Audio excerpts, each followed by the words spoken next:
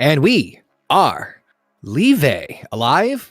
We're live. What's going on, everybody? Welcome, one and all, to episode number 2 of No Bucks Given right here on the Horny Goat YouTube channel, along with the Horny Goat podcast network. If you guys are listening to us on your favorite audio podcasting platform, thank you all for tuning in. We talk about all sorts of tomfoolery, current news, debauchery, and cracking as many jokes as humanly possible. You guys may know who I am. I am Connor, also known as OK Fame. We got the wonderful Horny Goat crew here as we're going to be going into our second episode. Yes, they let us do this a second time, for God knows why. Of course, I'm joined here with me with the bear from upstairs, Canadian Basement, as he's chugging a drink. Good timing on that one. Cheers. It's a straw. It's a melon. What the fuck is it? It's a It's a Summersby watermelon cider, made in Canada. Okay, just like me. So it's gonna be watered down. We've got Just like me. Just like me. yeah, exactly.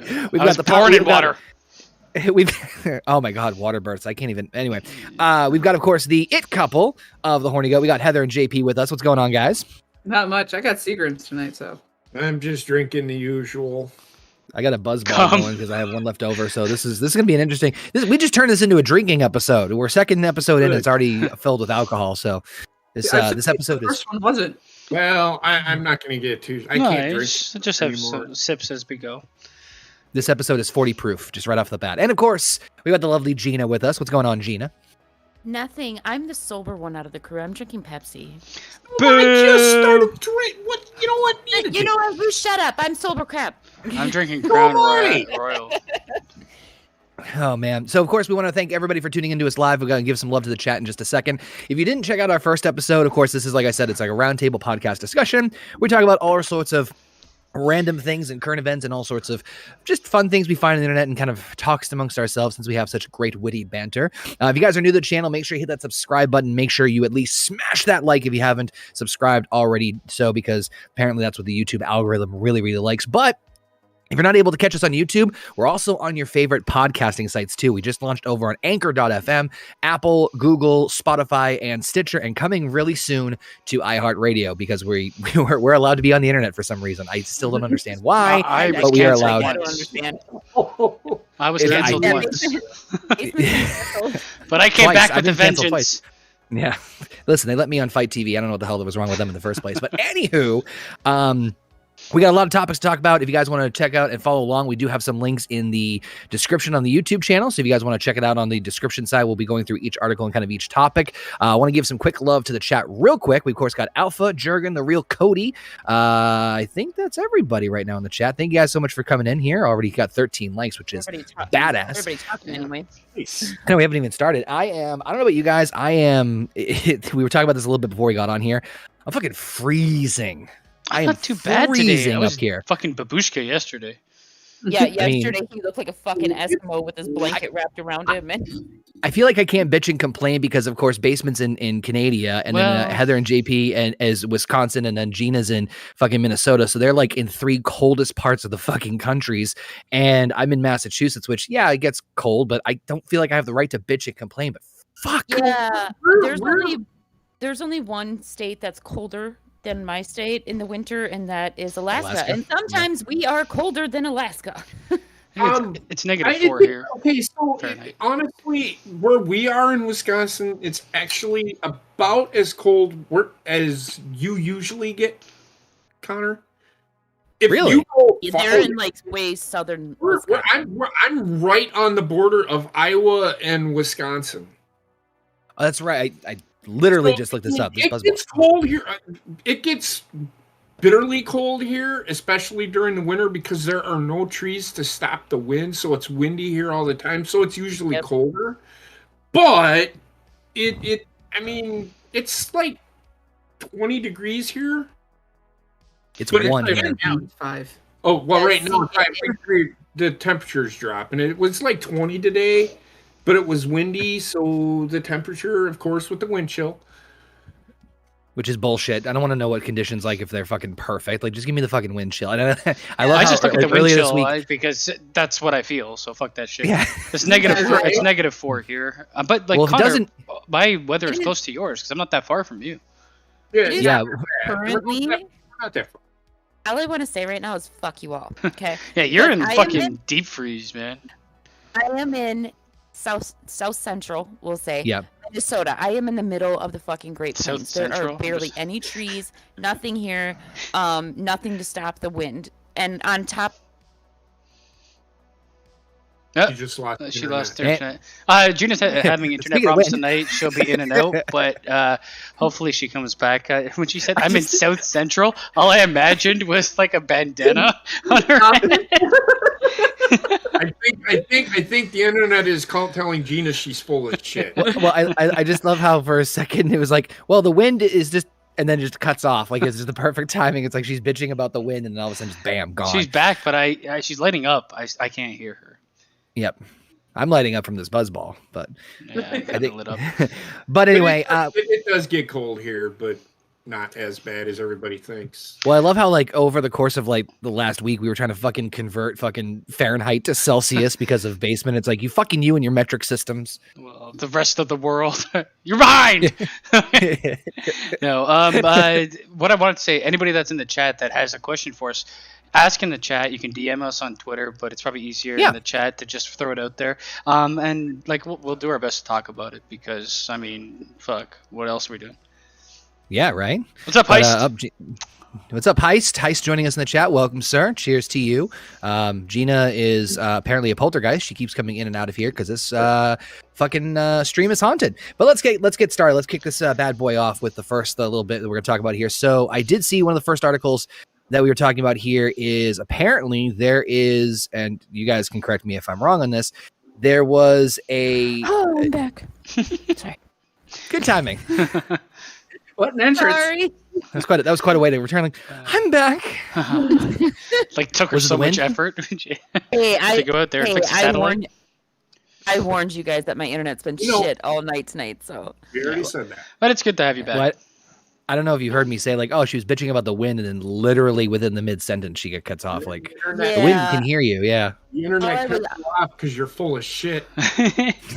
Wait, what? Who's full of shit for what? Well, You. we know. We Why? know who. You. Why am I full of shit? No, Oh, no. okay. I was like, Actually, what? I'm full What? of shit. I haven't taken a shit in like 3 days. Oh my god. That's not.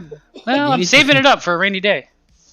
What are you fucking hibernating? Listen, Fucking where's fiber your one fibre? bars. Where the fuck is your fibre, bro? I ran out of Fibrays.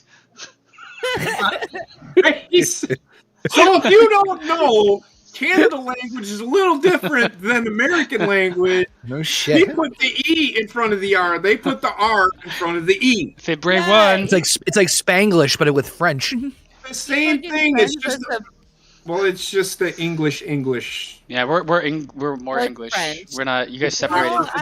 isn't it's proper fibre? English. Isn't that like fucking French? Or something? Nah, we're attached to the queen like a fucking dead zygote. Baby on a tit, yeah. It's called proper English, is what it's called.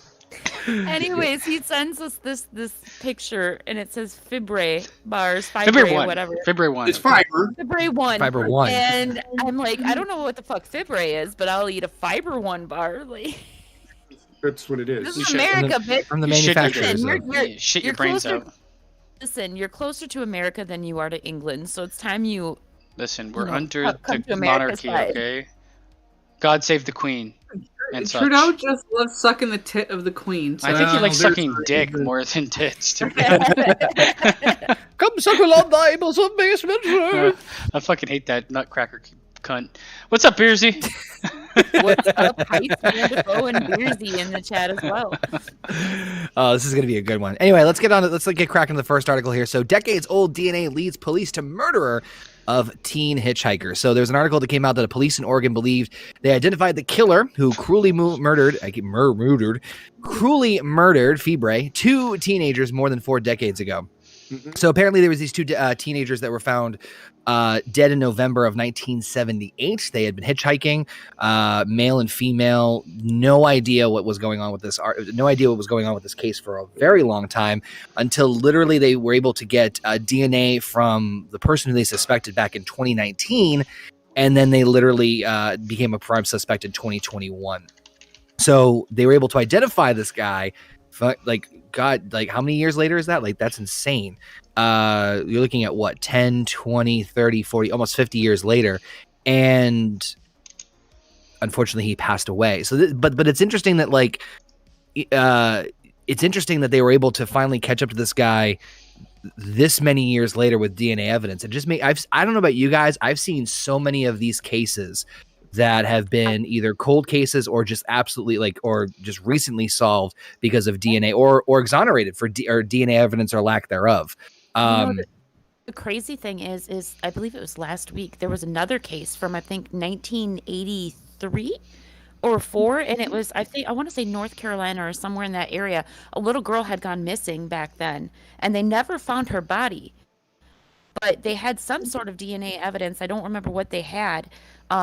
but it was able to finally link them to a suspect who was just arrested last week or the week before. Even though they never found her body, he was charged with murder. Okay. Well, how many years later? I've heard a lot of, I mean, obviously there's been cases where DNA evidence has been like a great thing to crack a case and been pivotal to solving a case like this one that we're talking about now. But I've also seen ones where it's like, oh, well, the DNA evidence has been like, right, like, and bear with me because I'm too deteriorated to get any information. Like they get I think they get like a percentage of a match. That's it, or something like so it's that. Like where it was like 78% match, where it's like, oh, well, this is a 99% match. It's like, oopsie. I threw up a picture of the guy that did it. He doesn't really like all these fucking people that go great. Like they're like, oh my god, this guy had no regard for human life in the thing. I mean, he doesn't look. But he looks like your average teenage kid in the 1950s in that picture. That's the thing with most serial killers, though. A lot. Well, I shouldn't say most, but a lot of serial killers, especially sociopaths. You look at Ted Bundy. He was the most likable and very handsome for that time. Man, he could blend in well. You have your serial killers that are sociopaths that don't fit in well with society, like the Unabomber, for instance. He's a really good one. But then you have a lot of serial killers that fit this profile, where it's like they could be your neighbor. If you shaved his head, you have no idea, and he gained a lot of muscle, he could be John Cena. He could. You know, the crazy thing with Nothing. Oh, the crazy thing with DNA evidence is, look at a couple years back when they solved the Jacob Wetherling case. I don't know what that is. Oh my god, you guys don't know who Jacob Wetterling is? Man, I'm not a true crime aficionado. I know this is more up your alley, Gina. Jacob Wetterling, okay, let's put it this way.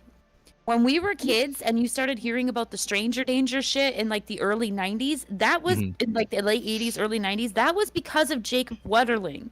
Jacob Wetterling was around a fucking white van offering kids candy to get in his van to go get puppies or shit like that. Yeah, he was okay. I mean, he can pick me up now when I'd follow him. I was 5 years old. So Jacob Wetterling was with his brother and I believe another friend of theirs, and they were biking to a local video store. This was in I want to say 1989. It was the late 80s at some point in time. And on their way back from the video store, they got approached by a guy in a truck who demanded that they get in the truck. Well, the other two boys, they got away, and they thought Jacob did too, but the guy grabbed Jacob. This case went unsolved for years. I cannot believe that you guys didn't hear about this. I mean, it was all over the place here because it happened in Minnesota.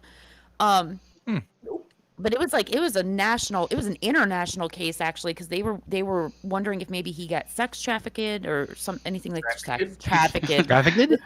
They're sex trafficking. They sex trafficked that child. Yeah, exactly. I'm the sober one, Pepsi. Well, everybody's sober right now. I mean, if that guy, even at my age, if he came up and offered me candy and puppies, I would go in that fucking van. He didn't offer anything from what the boys said. He just basically said, "Get in the truck," and the boys took off. You know, and, where's my rape whistle? Like I said, they thought that Jacob had got away too, but he didn't. And it came out, I believe it was like 2, maybe 3 years ago. They finally caught the guy. Jacob's body had been discovered shortly before this, mind you. Oh, it was literally like over 30 years that this little boy had been missing, and he was pretty much buried right underneath their nose in a gravel pit nearby their town. And it turns out that his body was discovered, and then they were able to get trace DNA evidence off of this little boy because he had been molested. And he butt fucked him, didn't he? Yes, he did. Through that DNA evidence, they were able to link it to a man. And that man ended up being linked to several other rape cases. And it turned out that initially he was not planning on killing Jacob. Like, he basically just wanted to molest the boy, and he was going to let him go. I don't know. But but listen, but he said what happened when they were out searching for Jacob, they were down in this gravel pit, and he saw a cop car go by. The cop car didn't see them, but he saw the cop car go by, and because of that, he got scared, and so that's why he killed Jacob. But anyways, no, I think he would just have done it anyway. I don't know if I would believe a word that guy says.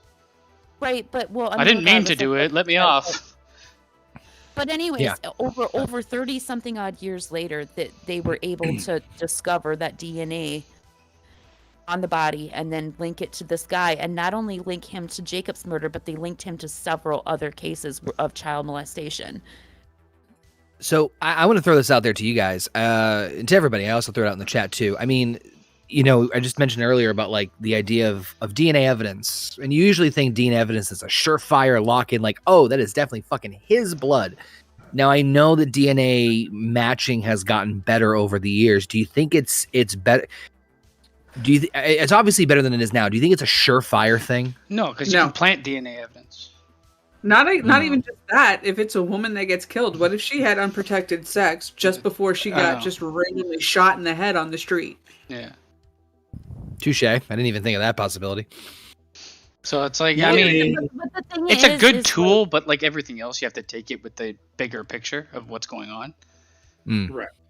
And oftentimes they through process of elimination, let's say something like what Heather said happened, unless that she had sex like literally right before she got shot in the fucking head. Well, she got shot in the head. Usually through process of elimination, they're able to break it down and, determine whether or not this person actually with the DNA is linked to the actual case.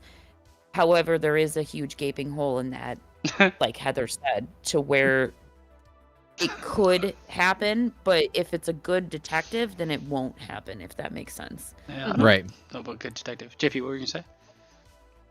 Never mind.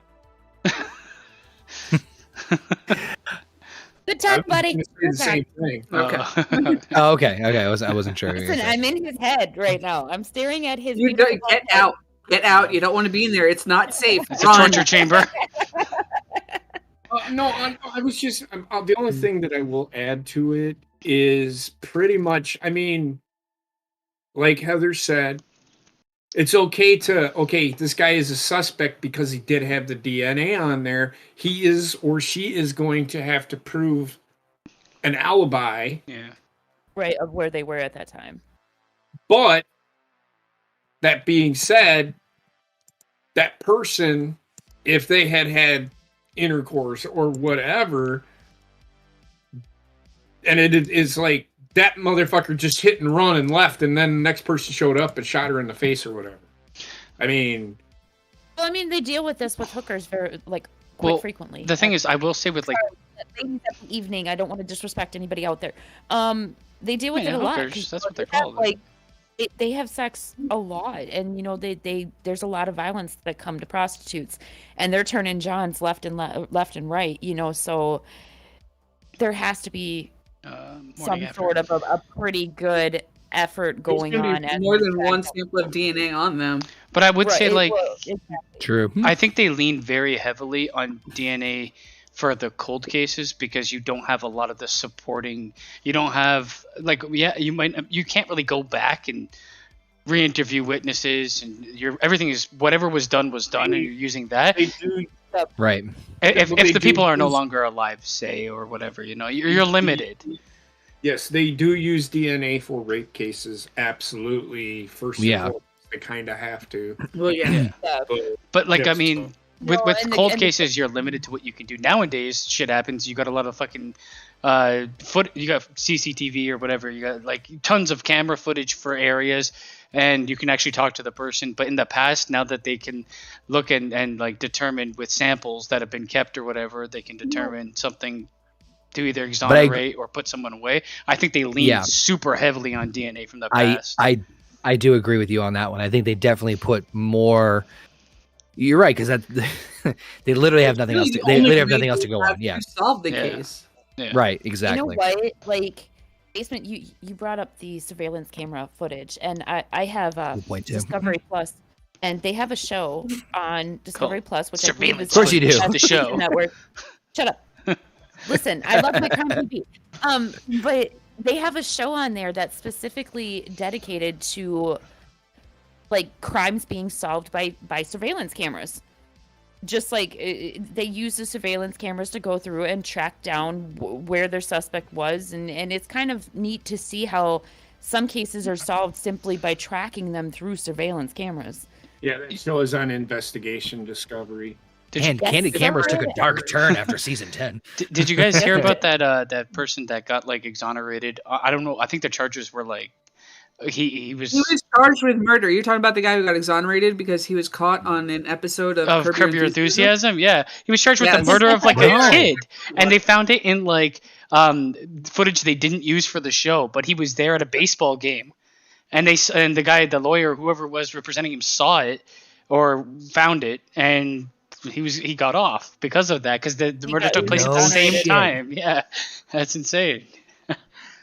Did the music? They determined it was physically impossible for him because the game was over when the incident happened, but determined there was physically no way he could get from the stadium to where the shooting occurred in the amount of time. Now, what they did say, if the game would have, because the game went into extra innings, and if the game would have ended on time, he would have, but the game went into extra innings. No he shit. even said that he was going to leave even if it didn't, but the game got so good that he decided to stay. Yeah, seriously, like milk And it, then the damn music played, okay? I was about to say,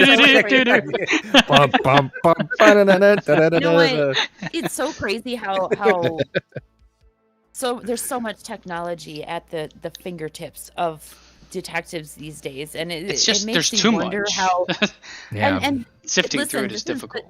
This is mainly the reason why there's really no such thing as a perfect murder anymore, because they will fuck you up somehow.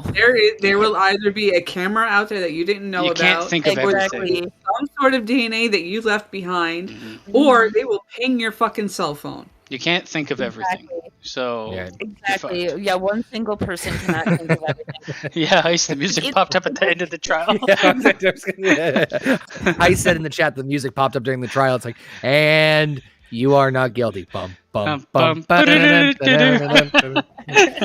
Or I'd like to submit new evidence. Oh my god! Shout out to Bobbit. What's going on, Bobbit? Yeah, we'll get to that. We'll get to the topic. We're going to talk about G4 a little bit later on. But of course, let me hear your thoughts on it. Everybody in the chat.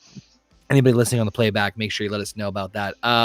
As we move on to the next little topic that I actually this one really caught my eye. I had to say it. I had to say it. Scientists successfully 3D print human corneas, which apparently is a breakthrough that can be seen for, obviously, solution for transplant shortages in the near future. So scientists coming from the United Kingdom have been able to successfully 3D print human corneas for the very first time. Those of you who don't know what the corneas are, they're the outermost layer of a human eye, and are very important for obviously focusing on vision. Sadly, almost 5 million people suffer from total blindness due to scarring of the corneal caused by lacerations, burns, abrasions, or disease. So this is kind of a big deal because obviously 3D printers are fucking insane. I think that's the wave of the future, to be honest. It reminds me of the thing they had in Star Trek where you could just fucking 3D print everything, and they got rid of it's coming. I've already 3D printer. I've already seen houses being 3D printed. Yes, I just saw that recently. I'm like, holy shit. It's going to be the new way to manufacture pretty much everything. So, I mean, the big thing that I want to throw out there, and I just threw it also in the chat too, is 3D printing is blown up in the last 5-ish years, I'd say, where you see people 3D printing literally anything. Mostly it's stuff around the house, memorabilia, all sorts of. I mean, it's kind of crazy. Body parts is going into a completely different stratosphere. Well, but the corneas, I think, is print organic material. That's fucking insane. I mean, that's what I think is. What I was just gonna say. How in the fuck is that gonna work? You're gonna print something, right? And hope that so it has to have living tissue in order for it to fucking work.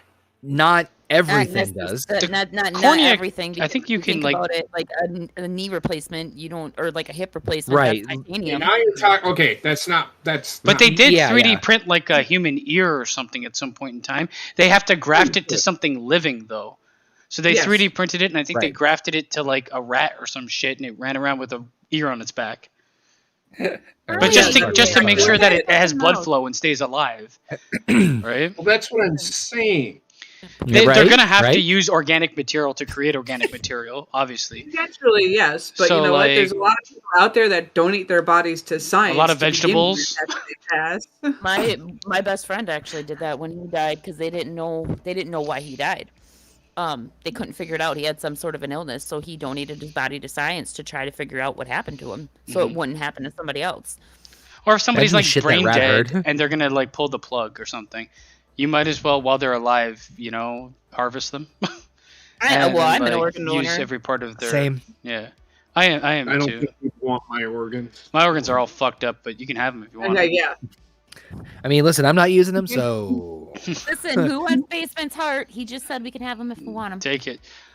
It's I mean that's gonna be a non-functioning. pinpoint for a little something later on that we talk about. But no, I mean, like, you know, it's kind of to JP's point, like the idea of 3D printing stuff is fucking awesome. I love it. I think it's cool. I actually got a 3D printer. I haven't touched it yet for Christmas. I think it's a But far it's- ways away from where it eventually will be. Yeah. Like, give it 20, 30 Science years, has- and you're going to see Yeah. everybody will have one in their house to print, like, plates and shit. Like, Yes. I'm telling you. It'll We're be a gonna commonplace email you the appliance. We're gonna email you the blueprints. So you can just print it out at home. Can you imagine? It's like, oh, we're gonna print out your hip at home. Like, that's just it's a weird thing for me to like fucking like wrap my head around. And maybe that's just the old man in me talking. But like, you know, it's one thing to do like, oh, we're gonna print a heart. Although then again, you know, pacemakers, metal hips, you know, all these different things can be printed. So I mean, Well, do that you would still think be in, like, a how hospital. far do you? Well, I was gonna say, how far do you think they can go with this shit? That's I the think question. it will replace. I think honestly, it'll probably replace manufacturing, because we're already seeing manufacturing using using robots most of the time instead of Yes. people for larger Yeah. items. And if you can then like eliminate, like you can have one appliance with different applications on it, like a phone, where it's like, oh, you know, I'm just gonna choose this to be printed, this to be printed, this to be printed. Why would you not use it? Right. Right, you just have to make sure. Like, I don't really know. It boggles my mind how it works, because like you have to, like any printer, you have to load it with material.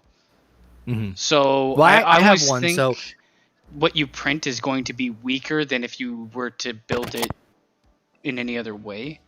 It boils down to the material. So basically, and I'm oversimplifying this obviously, but essentially, you know, at least from the one that I have, I got one for Christmas. I haven't touched it yet. I'm going to be playing with it soon. You know, you basically feed in the plastic as like a spool, like a yarn, and then it compresses on top of each other and kind of clicks in. So really it boils down to the material. So if you're going to make these things medically, you have to be able to have material that is loose enough that you can mold it to what you want it to be. It has but to at be the same malleable time, too, because like right, it has to have enough like dense strength to fucking hold up its, you know what I mean, like to Yeah. do what it's gonna.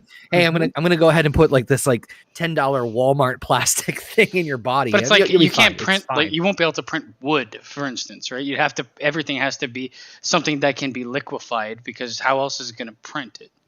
Exactly. All right, so the materials are limited for what you can do, but For I mean, now. it's still gonna. I think it will revolutionize manufacturing over the Definitely. next 50 years or whatever.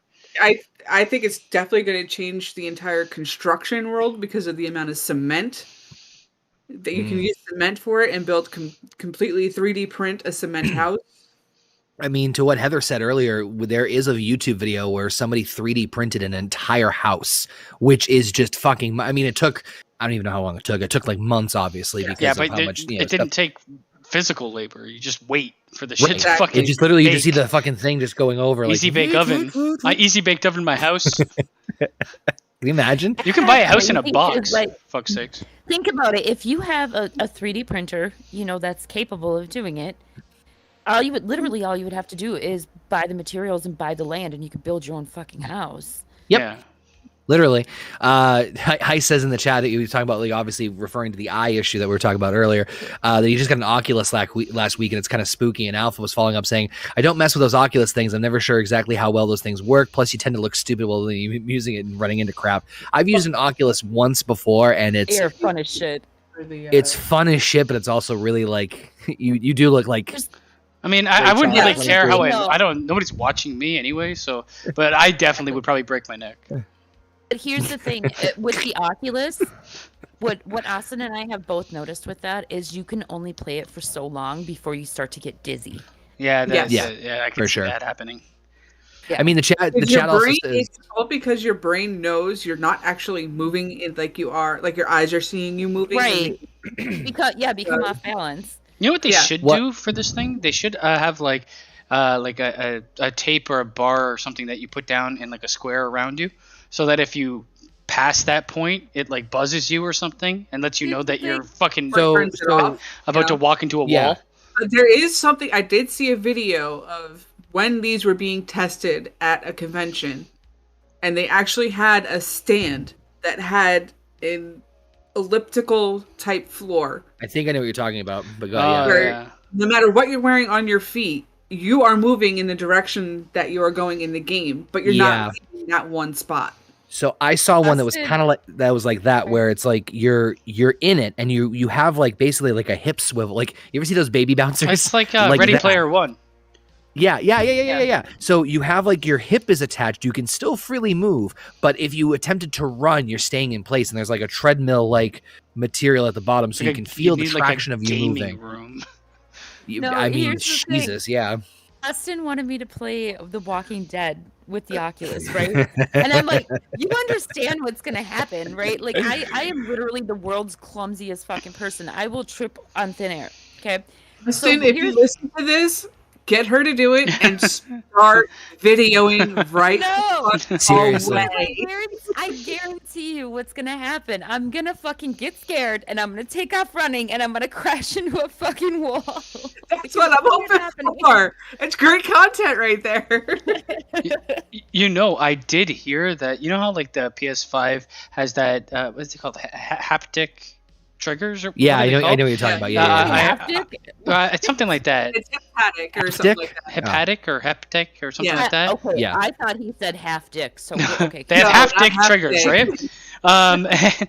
Apparently they're like looking at developing like gloves and stuff with that. Yes, so I heard about that. when you move your fingers, it's gonna actually like Fucking internet. everything. Like your hands will be the hands in the game instead of using Right. like those weird wands that they have. Basically, Sega Dreamcast.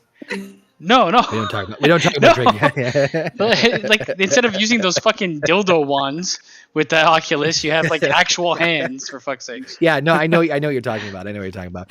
And But, they're gonna do it for like porn too, like a haptic penis. Oh my god, don't get me started on sleeve. that. That's stuff like that. But talking about like the immersion stuff. So yeah, like I've seen a lot of like Oculus games or Oculus like games that have that, where like you're basically in like a stand, like Heather was saying, where you're sort of cemented, so you can literally fucking sprint as far as you wanted to, or as far as you can, but you're still staying stationary to a degree. The other thing I was going to say was, I just got back from Disney, and the Avatar ride there, which is insane, not just from the experience itself, but like I was like, I need to know how this is made, and I look into it. It's just super geeky, nerdy stuff. Check it out if you're interested. But long story short, To like close your eyes, and then James Cameron comes out and sucks your dick.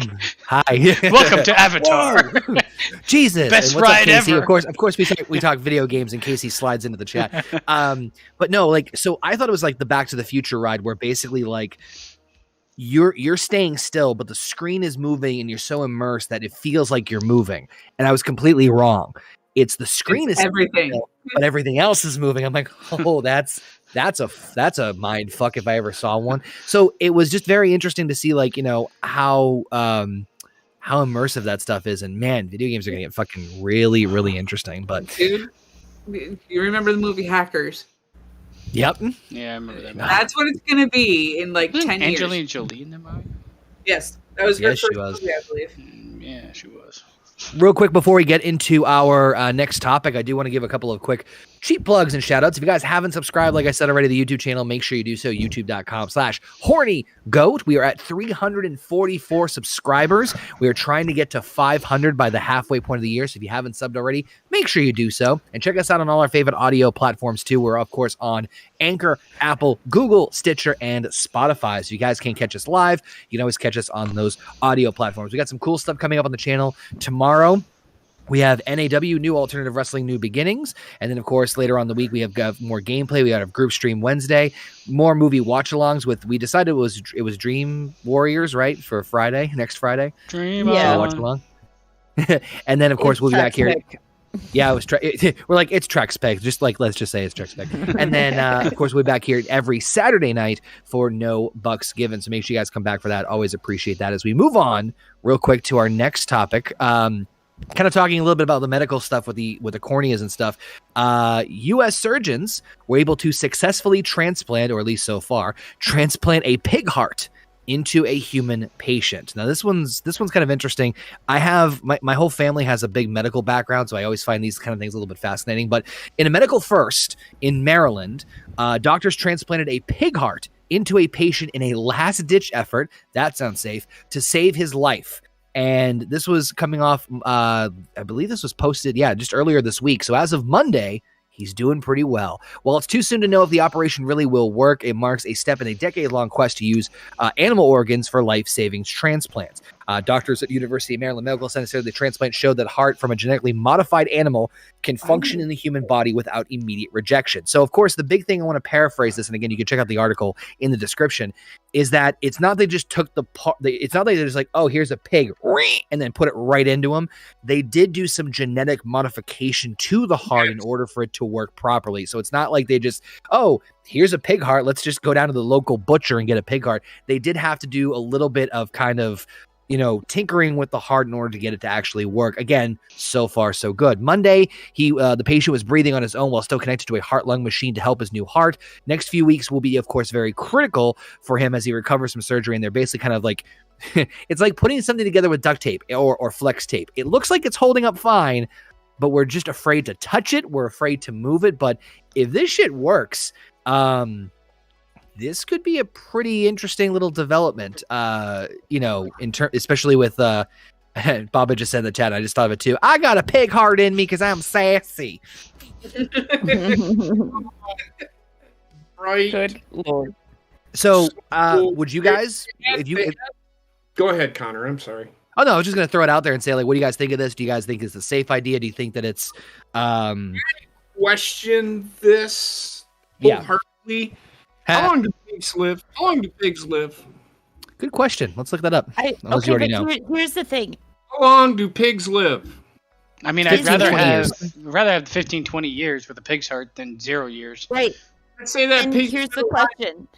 Nope.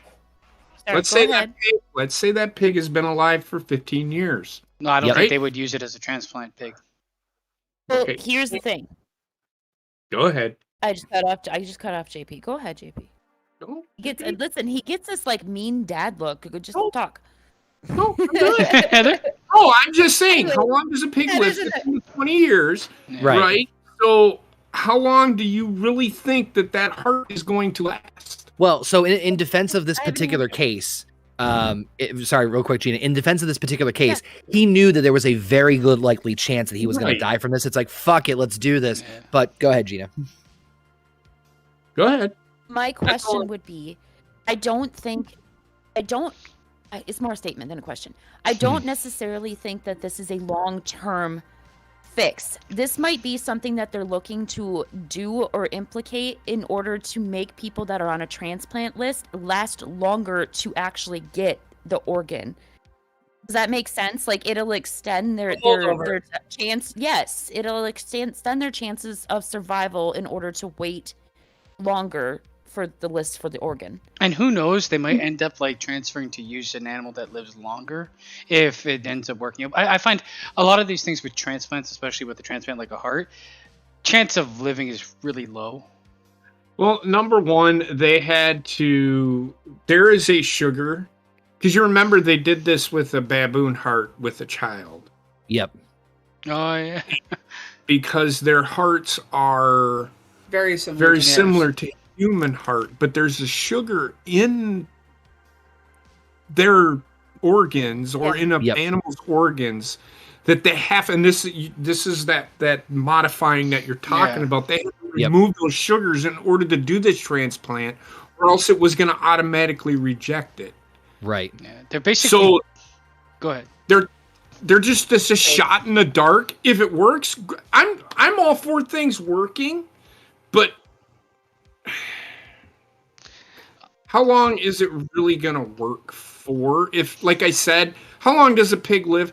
It's like, okay, so you have a controller, right? And the life of a controller is in this house 6 months.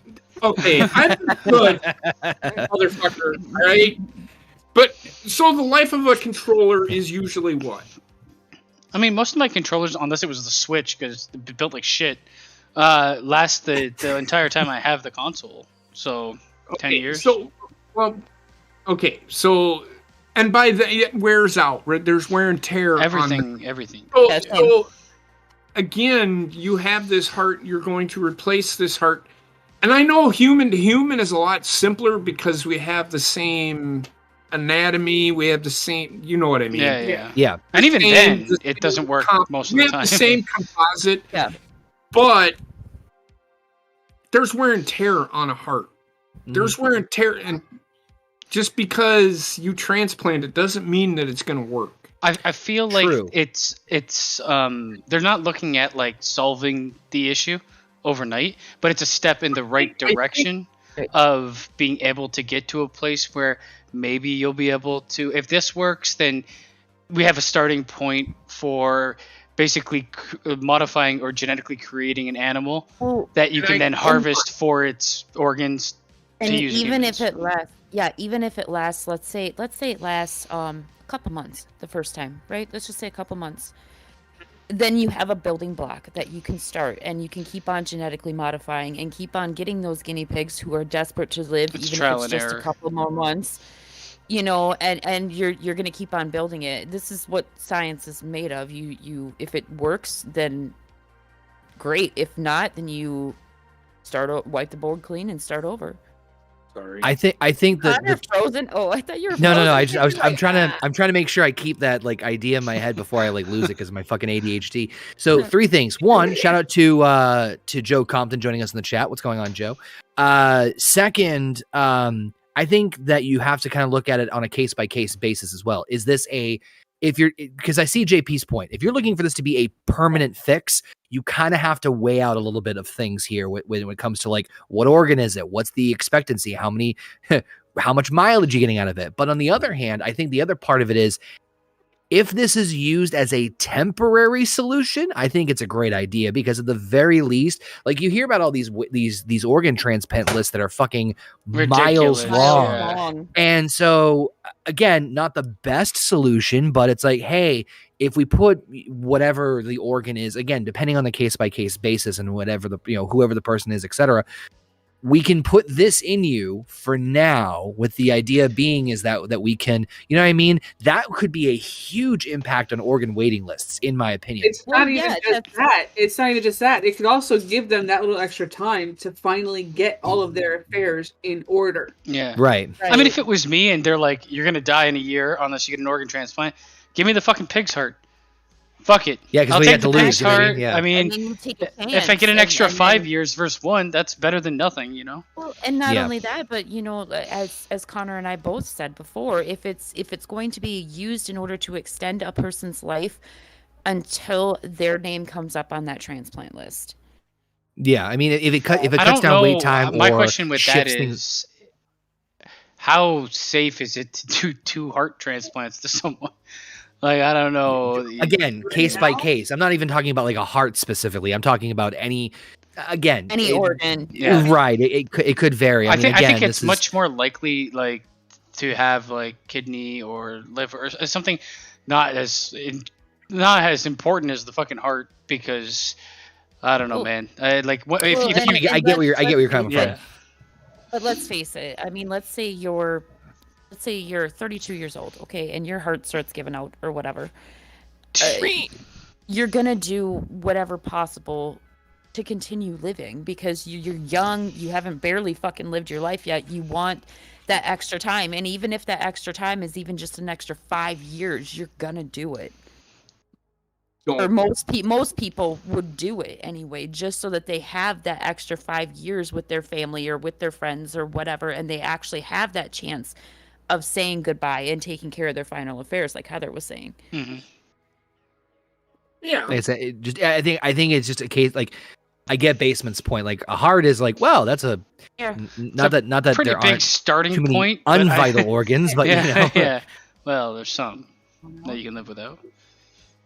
But I did throw in the chat. It was very interesting. I did throw the question out to the chat. If you guys want to participate, would you get a replacement from an organ from an animal? And interestingly enough, 57% said no. I would if it was the only option. I would. And I think that's what we're But looking at. again, depends. My life? Yeah. Right. It depends. Joe Compton said, and he brings up a good point. Got to take heart disease into consideration. If it's a bad heart, it won't last as long as someone who took care of their heart. That's a very good point. Of course, Heist said, Mike. Yeah, Heist brings up a good point too. Muslim doesn't eat pork. Would receive a pig? I mean, that's just fantastic. That is an excellent point. I like Bodo's comment earlier. Screw the heart. Give me a big old donkey dick. I love what's his name? If you lost your dick in a fire or something. Jeff Foxworthy did this bit where he's like, "Well, a guy lost his penis in a Actually, all animal dicks look weird, man. I don't want one of them." Well, he said he lost his penis in an accident of some kind, and so they used his pinky. He's like, if that was me, I'm like, listen, I don't use my left arm, so if you want to just, use that, go right ahead, Just take the whole arm. But anywho, speaking of penises, could you imagine like having your dick replaced with your fucking pinky? I would just be dickless instead. I mean, is it gonna work? What the fuck? I'd rather just use my pinky. I have tiny little fucking hands. So I'm just looking at my pinky and I'm going, if I was a dude, I would not be okay with this. I just grow a fucking dick on a rat and I'll take it. It's like the ear. Eek a mouse, eek a penis, quick, scared away with some cheese. Could you imagine a fucking rat in a lab somewhere with a fucking giant dick growing from its fucking... How much you want to bet that actually exists somewhere? Yeah, probably in our... They all laughed at me. They all laughed at me. Now look, I've created the dick mouse. Listen, it probably exists in His name's Richard. In the lovely famous doctor known for the pandemic. It probably exists somewhere in one of his labs. That's all I'll say. Oh God. Well, speaking of penis and warming things up, this actually is a great segue into our next article, which is of course talking about heating up testicles with nanoparticles can work as a male contraception. Fuck that goddamn good. Fuck that. As soon as I saw it, I was like, it might destroy the testicles. I'm like, you had my curiosity, but now you have my erection. Here we go. Not for long. No. Huh? Not happening. No, I shared this in with you guys because I agree with you. Let's let Connor read it, and then I will say why. Yeah, let me at least set this up here. So basically, there's this one idea of contraception for males is I can't wait to hear JP and Gina on this one is the idea of nano contraception. So obviously the two big ones are condoms and vasectomies. Both of course have their drawbacks. Condoms break, and of course vasectomies are painful and sometimes can also reverse themselves naturally. So nano contraception is basically the idea that basically you insert nano particles into the testicles where they can be warmed. Yeah, pin particles. If you warm up the testicles just enough, you would have, right. You would have a way to turn sperm production on and off at will because they'll get warmer and therefore less fertile. At least that's the concept of it. Like, well, I don't understand. Yeah. What, you have like a trigger, an app. No, hold on, babe. I gotta warm up my fucking testes. I mean, I've heard of hand warmers, but this is a totally. What the fuck is this? This is so not fucking. It's not good, okay? Because if you warm your balls up too much, it can actually cause sterilization. So you're not just talking contraception; you're talking about making men sterile completely. So is there going to be a thermostat on this thing? Like, what's the deal? Behind this, there's some blue-haired woman. Like, I hate men. We must warm their balls up. When I seen this, first of all, I knew it was going to be a perfect topic for you guys on here, and then second of all, I was like, but sterilization, like, it's such a fine line. And I mean, obviously, at some point in time with speaking of contraceptions, at some point in time, there was a trial that went on for many, many contraceptions. And, sterilization happened along the way with some of them by accident. However, this is like, that it's a huge risk. I think you should test it on pedophiles. Agree. I agree. Ooh. All right, so you'll find out. And who I cares like if that it's idea. sterile? Personally- Fuck that.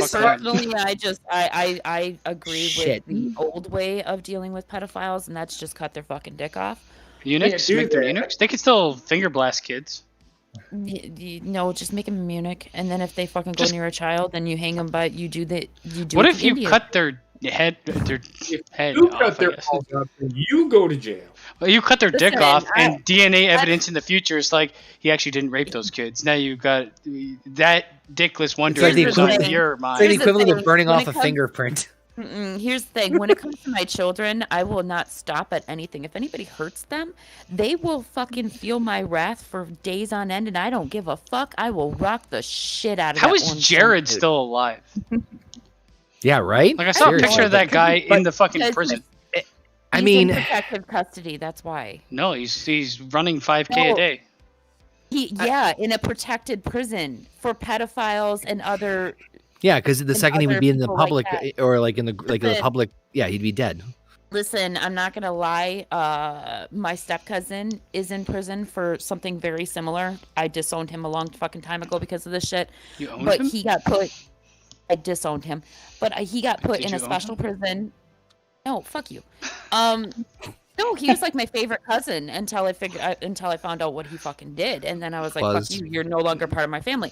But anyways, he got put in a special prison. He's from Louisiana, but he got moved all the way to fucking Pennsylvania to be put in a special prison for sex offenders. The Pennsylvania pedo prison? So that no, they're protected up there. P squared. And this prison is literally just for like sex offenders and like sexual related I don't crimes. understand. like Like, I that. mean, if somebody is like found guilty of fucking kids, send them to like generic prison. fuck you in Yeah. the ass prison, and Put them in they should put 'em just in die Gen there. Pop. Yep, put So- 'em in Gen Pop. They do not fucking deserve special treatment. Going back to warming up the testes thing, yeah, I know, right? Going back to that conversation. So, like, what I find interesting about the article is like, well, condoms break and, vasectomies can be reversible, but how about we deep fry your balls? I'm sure there's no drawbacks to that. There's a fucking shit ton of drawbacks. I Yeah. saw a video on Facebook, and I'm 100% sure it was an April Fool's joke because it was on April Fool's. Oh my god.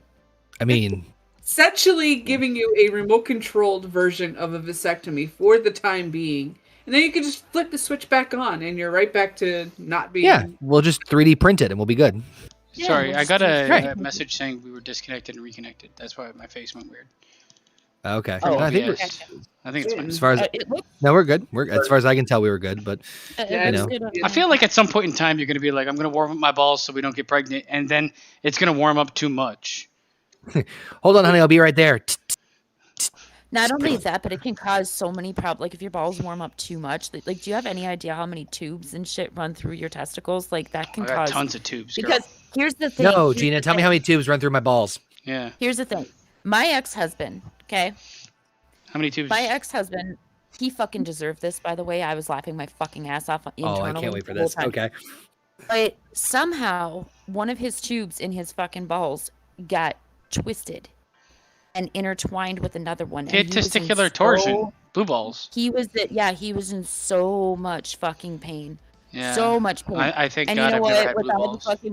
With all the fucking pain that motherfucker put me through, he deserved it, and I was laughing internally. I'm still laughing internally. But anyways, if you consider that something so fucking minor like that can cause such a huge problem with your testicles. Yeah, What the fuck you is it gonna gotta do? treat them right. I mean, look at Gordon Ramsay. He did a show. He had before Hell's Kitchen really took off. He had another show in Who? Back in Britain, Gordon Ramsay. Where he had this whole project of get women back in the kitchen, which means get single women cooking again. So this way they can invite a date over, cook for the date, and impress the date. Didn't Arby's get in trouble for that or something? One of those places? On one of those episodes, they actually spoke about these professional male chefs who have an issue with their sperm count dropping because of how often they're in front of a hot stove. Of a hot stove, right? Huh. Oh. Well, here's the thing. The warmer your balls get, it is a scientific fact. The Balls are warmer your always balls warm, get- though. They're in, like, But if they go between my above legs. your normal body temperature too often, Yes, if Gotta stop it using that heating pad. occurs frequently, like, okay, if you get into a hot tub and once every, like, let's say a year or 6 months even, it's not going to be much of a problem, right?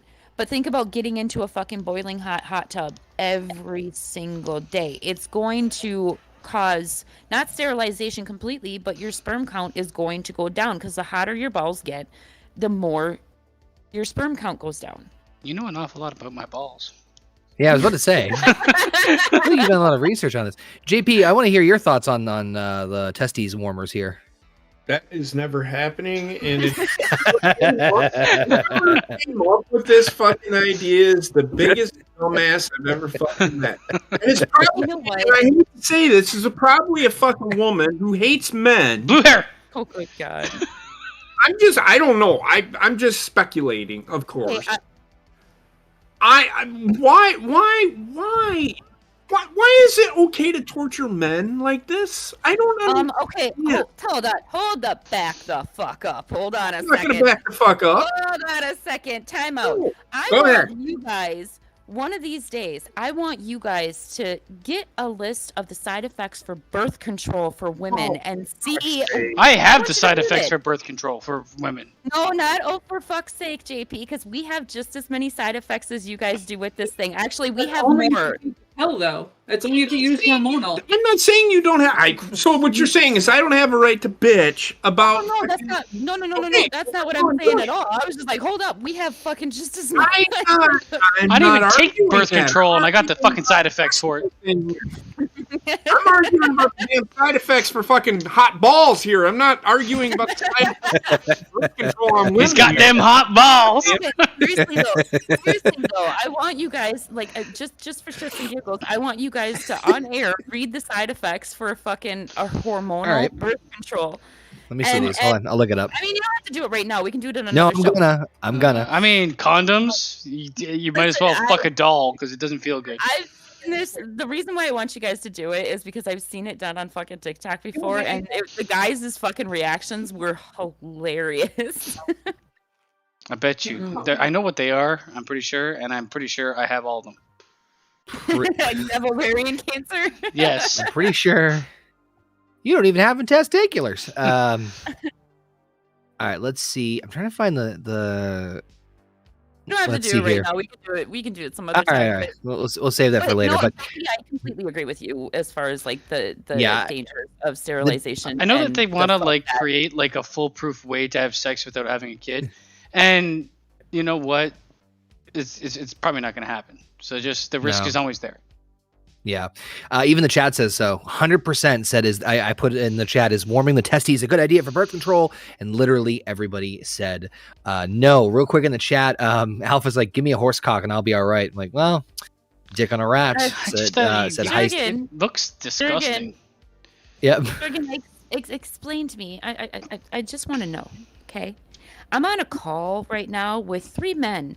How am I hating men? Oh, 2.5. she's such a If I had my, such a hater. Bodo said if I had my dick. No, I was just bringing something up. It's like it's comparison. It's talk. That's what we do.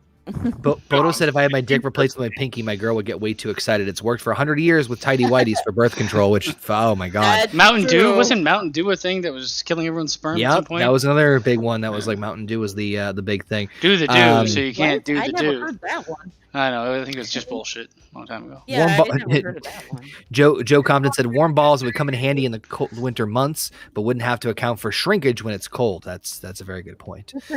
Listen, Mountain Dew I can't see, but Surge back in the day I could see that shit. Oh my God, that stuff was like just like gasoline, green gasoline. That shit was just like killing your inner organs. Oh my God. So this one I'm looking forward to because I know JP's been chomping at the bit too, because this next article we're talking about as we pivot off is about a new form of therapy. We're talking a lot about medical stuff apparently on this episode. And this one I'm actually very interested in myself too, personally, because I've made no bones about it. This is something I definitely is on my bucket list as far as what I want to do. And there is this discussion about psychedelic therapy. So it's obviously the use of plants and compounds that can induce hallucinations to treat such things as mental health diagnoses, such as depression and post-traumatic stress disorder. So obviously it's pretty cut and dry, but there is some kind of different forms of it, which is very interesting. So obviously, well, hold on. So the idea is that you obviously want to use psychedelic plant compounds that can induce hallucinations such as LSD, magic mushrooms, etc. So the idea is that you want to basically, there's different ways to kind of go about this. At least the article is listed in the description, as I mentioned before, but it kind of breaks down into different ideas in terms of like the overall thought process is that they want to do types of therapy with this, where it be either drug-assisted therapy, just plain psychedelics, or guided therapy, meaning that like, it's not just here, take these drugs and you'll feel better, but you have someone to kind of like, you're basically doing a therapy session high as a kite or tripping balls. Listen, I have an idea. Okay, sorry, go ahead. No, go ahead. I was just going to say, when we all eventually get together, Basement's going to play therapist and issue fucking psychedelics to me and Connor. I actually... Basement and JP can fuck with us. I personally think this is somebody that just loves doing psychedelic shit that wants to push it, because I like, there's such thing as a bad trip, and if you're already addled mentally in some way, you might go into like the worst fucking place known to mankind. Well, no matter who's talking to you, whether it's a therapist or fucking Gandhi, like at some point in time, might go fucking batshit crazy. Why it's in a controlled, but it doesn't matter. The control, like your mind will go where your mind will go. There's no fucking Sherpa that's gonna help you. Listen, Sherpa I'm willing to try. That's my thoughts on it. Sure, that's all I'm gonna say. Like, if you're not like, I've done shrooms and they're fucking pretty good. Okay, I've done shrooms too. Yeah, but if you're not mentally right and you're like in a depressive state or you're suffering from major PTSD, I can't see it being a wise choice. I think. You're definitely no. Sorry, G. I'll be real quick. The only thing I'm going to say is like kind of on Basement's thing where it's like, I can definitely see the pros. I can obviously see the cons. It is a very. It's a 50. Like I can just see a boat. I can see a boat on the top of a tip of an iceberg, and that's exactly what I think of when I think of this situation. Yeah, so you all do realize that they tried this back in the 1970s. Mm-hmm. No shock there. With LSD. Oh yeah. And see where that went. It did not go good. It did not go the way they wanted it to. It's been a couple of years. We're fine. Let's do this again. Here's the thing. Like I've always wanted to try shrooms. Like I have. I wanted to try it one time, just once. But with my brain, you know, I have the bipolar, and my bipolar tends to be I get sad a lot. I don't get mad or anything like that, like some fucking bipolar people do. I get sad, like super depressed. And with my brain being in that like constant state, even if I seem like I'm happy, it's still in that constant state in my like subconscious. So that's the reason why I have not tried shrooms, because I'm terrified that I'm going to get into a bad trip and I'm not going to be able to fucking get out. But you will get out. It's just there's and the recovery time is what? For me, it was like 2 to 3 hours, and then you're back to normal. Like, okay. So story time with JP. These are always gems. Story time with JP. Okay, so I love fried mushrooms, right? Yeah. My brother had some mushrooms and he put them in the fridge, and I'm like, ooh, mushrooms, I'm hungry. So I fried them up and I ate them. God. And there I was. Were you alone? I was not alone. Oh, okay, good. Because I think alone you might go fucking insane on shrooms. Anyways, Everybody kept asking if I was okay, and I just didn't respond to anybody Until he looked at his hand. until I look at my hand, and then I'm like, oh my god, my hand is growing. And it didn't. I wasn't sad. I never had a bad trip no, I didn't either. on any kind of acid. I mean, there was another time where I had my ex-brother-in-law slipped acid in my beer, and I was seeing a blue fish swimming in my fucking living room for 8 hours while I was playing Super Nintendo. It was fan-fucking-tastic. That motherfucker would swim, turn, look at me, go, what's up, and then swim away. And it just did this for like 6 hours. But the mushrooms, it's not a bad trip. It's not like LSD. It's exaggeration of the real world. But it's not like you're gonna see lions and tigers and bears and shit. No, you're gonna see the world, but moving weirdly.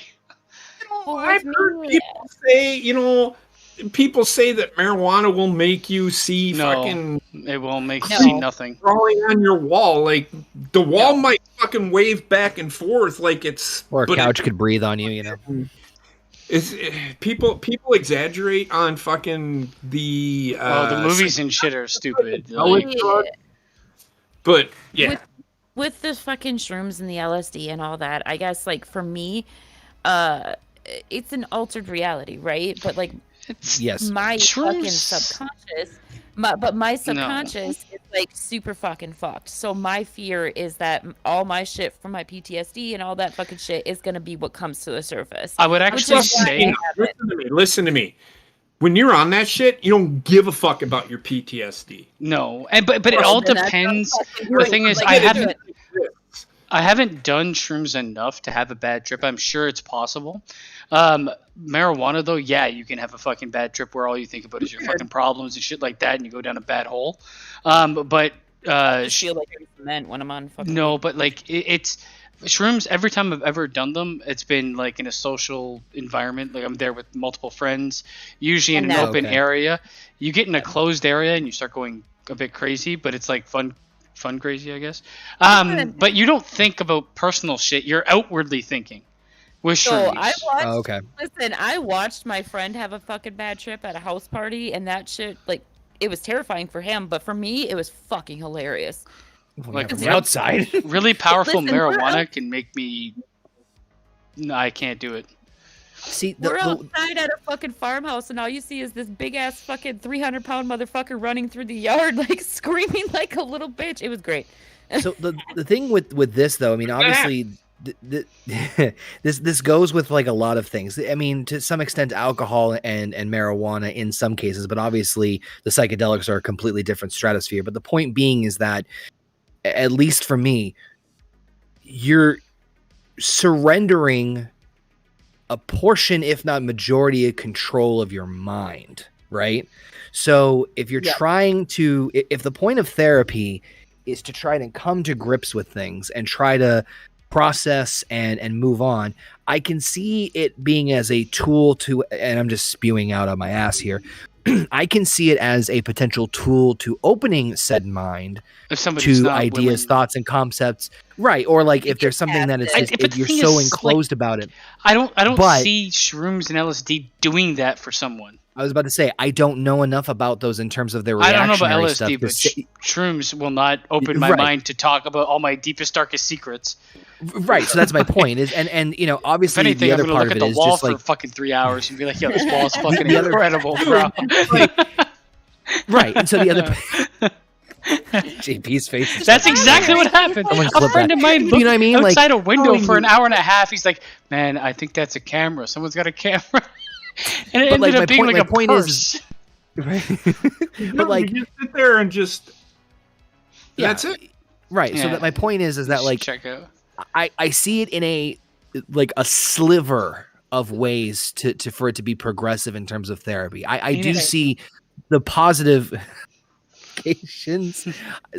Positive applications. I do see positive applications for it, but I see it as a very very minute bit. Otherwise, it's just an excuse to get high with your therapist. But it's also how things impact every individual, right?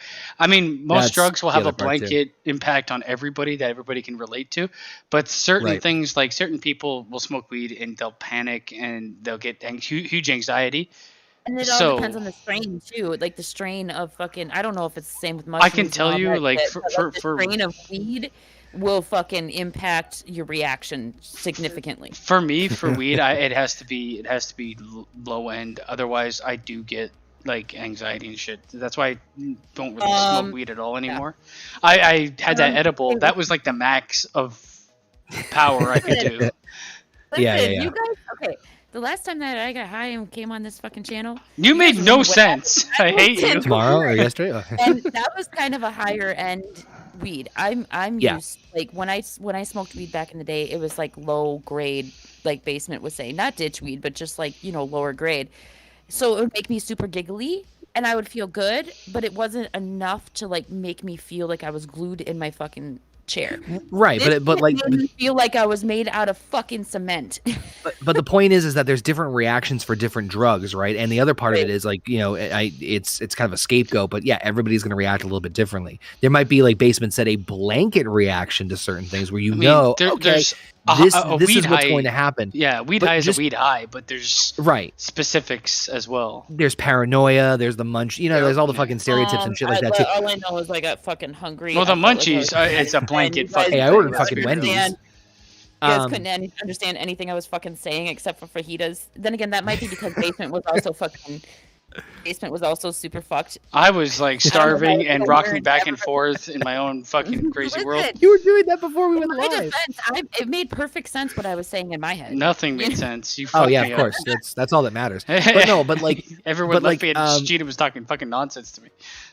But it's interesting, you know, but like the chat's also saying the same thing. It's kind of a split idea. You know, a bunch of you guys voted. Majority of you think it's not a good idea. Actually, it's now half and half. It's literally split down the middle where some people think it's good, some think it's bad. And I just think that, like, again, you're on a slippery slope where it can go literally either direction in terms of like, okay, you know, but that's just in terms of therapy itself. Like, obviously therapy is the idea is that you want to try and cope with things. This could open up your ideas to like, oh, I'm going to actually be able to, you know, break down some barriers mentally. But at the same time, you could also be talking to fucking fish and saying, what's up, dude? And then looking at your hands for, you know what I mean? So that, or you can sit there and say, why is there a tie-dye dragon in the corner?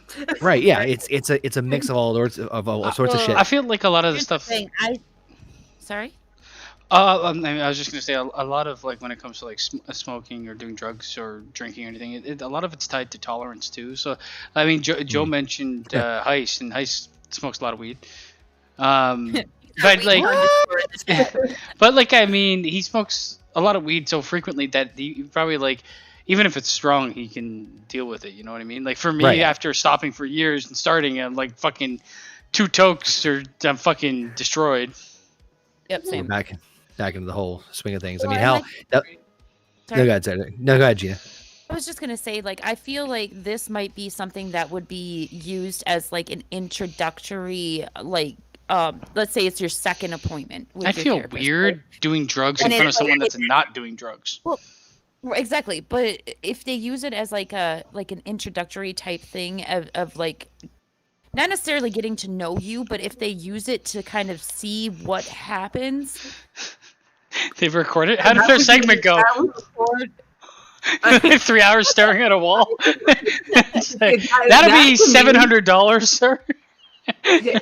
That to me would not be a good idea, Gina, because you could have a person who is like you when they're sober, you know, the sweet, innocent young person who is trying to be positive with everything in their life, but then you get them on LSD and then they're fucking you better suck cocks in hell. I'll swallow your soul. I turned into fucking Jonah Hill from last night's movie. Yeah. I can see that first session with the doctor. He goes, okay, we're going to give you a mushroom. You're going to take it. And when we're going to discuss everything that you're feeling at that moment, you take that mushroom. And of course, Basement showed that look. I've showed that look. You do nothing but stare at a wall. And drool started happening. Oh my god, I don't know what it was with shrooms, but my whole face was like ejaculating. Like the amount of liquid that came out of my face was unheard of. The notes. He stared at a wall for an hour. Yeah. Bodo, thank you for dropping in. Appreciate you coming in the chat. But no, I think that him staring at a wall means that he has a wall built up in his mind. Yeah, just fucking write a page. It's like, so tell me about yourself. Oh, look, a pretty Your eyes are so big. You'll go nowhere. Real quick in the chat, just a couple of notes here. Bodo said, years of drug and alcohol probably helped out, and then saying that he's been through enough stuff of his own. Alpha saying he's never done drugs, but the only alcohol thing he ever drank, and even then only a couple of times he doesn't really drink. And then, Joe Compton said the same thing. We kind of start off with, like, what if you have a bad trip? It would be extremely counterproductive. Like, that's kind of the point. I think you rolled the dice on that one too. Like, it's not likely, but it's a possibility. Wait, Bodo said that the mushrooms will help you as far as your bipolar goes, but if you get it dictate the situation, it won't help yourself make it, if that makes any sense. Which I get what you're saying. It won't help you kind of like steer things in the right direction. So for some odd reason, the one movie scene there's two movie scenes actually that I can think of. One of which is Super Troopers, and you're just going to be yelling candy bars and licking fucking snozberries. I had to fixate on the word shenanigans. Exactly. Right. Really doesn't. The second movie, it's over exaggerated for comedy's sake. The second movie actually ties to what JP was saying. They tried this in the 70s. If you remember Pineapple Express, they have a scene in that movie where they are trying LSD at the very beginning. At the very beginning. The shit is fucking incredible. We gotta ban it. Oh, so it good. Just starts doing like fucking jazz music or something. Run into this other problem. My mother was allergic to shrooms. That's the other thing too. And you never know. So she obviously figured that out the hard way. Well, it was probably regular mushrooms, so. Yes. Oh, okay. But pivoting off here, so I mean, we talked about a lot of medical stuff here already in the show. It's kind of crazy. We went from like eyes to 3D printing to dicks to testes to everything in between, and getting high apparently in the middle. Show the doctors that really aren't doctors. Dr. Oz. We gotta wear. Oh my god! Fucking weirdo. I'd be surprised. I wouldn't be surprised if it came out that he's fucking kids or something. The guy looks like a fucking creep. Cambodia. You're gonna hear it everywhere. So pivoting. Fucking kids. I wouldn't be surprised. Yes. Honestly, I'm kind of right there with you. Sorry, Connor. Heist says in the chat, I use weed as medicine. I don't get high. I get low. I actually know a lot of people that use weed for that particular purpose because it brings them down. I was contemplating using it to go to sleep because I was having such issues sleeping. Honestly, like, to be honest, and then like a friend of mine gave me like a little bit, like they had like these like, I don't know, it was like a very small edible. It was like a chewable or pill or something. I don't know how to. It's like a jelly pill basically, and it gets you like just very low buzz. Enough to sleep. Yeah. Basically. Calm you down and get you into sleep mode. Yeah. Listen, when I experienced my couch breathing episode, I was out for 14 hours. Yeah. Jesus. See, so I slept great. It does it well. I mean, it puts me to sleep, but it doesn't put me to sleep like for super long like that. Yeah. But this was like where I was getting bars. So that didn't help. This when I was getting 2 hours of sleep a night, and I needed sleep. I was like dying of insomnia. So I would have tried anything at that point. Fair enough. Pivoting off of that to our next little discussion here. This one. Now we're getting to the politics of things. New York City being poised to be the first major city to allow non-citizens to vote in local elections. This is very interesting, and I got to get into the nitty-gritty of this because, again, that beginning of that kind of like sets up a whole like, here we go. But let me just be very clear about it. So again, articles in the description if you want to check it out yourself. So more than 800,000 non-U.S. citizens are living in New York currently, including including green card holders, easier for me to say, maybe I'm tripping on shrooms, will now get the opportunity to vote in municipal elections for positions such as mayor and for local ballot initiatives. They are not allowed to vote in state or federal elections. Undocumented immigrants will still be unable to vote. So basically what this means is that anybody who is living in New York City but is not a U.S. citizen still has the ability to, or is about to have the ability to vote in decisions. I have a question. Yeah, as long as like most green card holders are people that are transitioning to become citizens, correct. Right? I'm not. Right. I think I'm not personally against that. Like the undocumented is where I'm against entirely, because they aren't funding through taxes or anything. So I'm a bit more on board with this than I would be if they included undocumented. I'd be like, what the fuck? But so that's the next step. If they're going to go this far, that's where they're going to go next. I don't know if anybody will accept undocumented. Like that's. You don't know New York City, my friend. New York City is a giant. I think Canada would do it before fucking U.S. Well, the thing is, New York City is a giant melting pot, and they pride themselves on their immigrants, whether they are legal or not legal. New York City, ICE cannot touch illegal immigrants in New York City. There's already a bunch of laws set up to protect illegal immigrants in New York City. So I agree with Heather. It's not very far off. I mean, I think that's like that there's where they are going versus where you say they might end up is like a huge jumping point. And it's mainly because if you're funding the city or part of the country that you're living in through working and paying taxes, you should probably have a say, even if you're like, because the process to become a citizen is so lengthy that it's kind of unfair to be like, well, you're going to have a green card for 10 years, you know? You got a point. It's because we can't process you in time. That's different than I work under the table and nobody knows I even fucking exist here. Let me make decisions on your country. No, that's bullshit. Nope. Right. Exactly. And if New York were to allow, right now it's they can't vote on a state or a federal basis. Right. But if I could see New York eventually trying to pull the whole they can vote on state basis and not just green cards. I'm talking about illegals. I could see them trying to pull this on a state basis. But the thing is, on a federal basis, it will never fucking fly. Ever. Because other states will flip out. So Heather, you obviously coming from New York, you think that this is just an eventuality that they're just going to give it to the undocumented immigrants. You think it's just like, oh, they're going to go there. I've heard anything AOC has ever said in her political career. She is all about the illegal immigrant. She don't give two shits about the people who actually live legally in her state.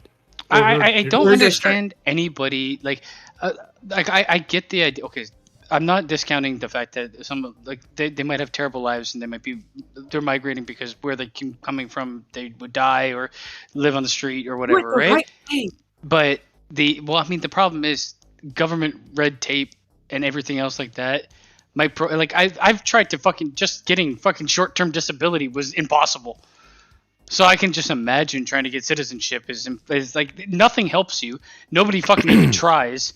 And everything, there's hurdles upon hurdles in your way. So do it the right way is a good idea if the right way is also trying in any way to help you, or at least making it somewhat easy or able. So I had a coworker at Harley who did it. I mean, obviously they do exist. I'm not for illegal immigration because, like I said, they're basically non-entities. They're just detractors from everything here in Canada, at least, because they'll be able to use the healthcare system. Same here. Yep.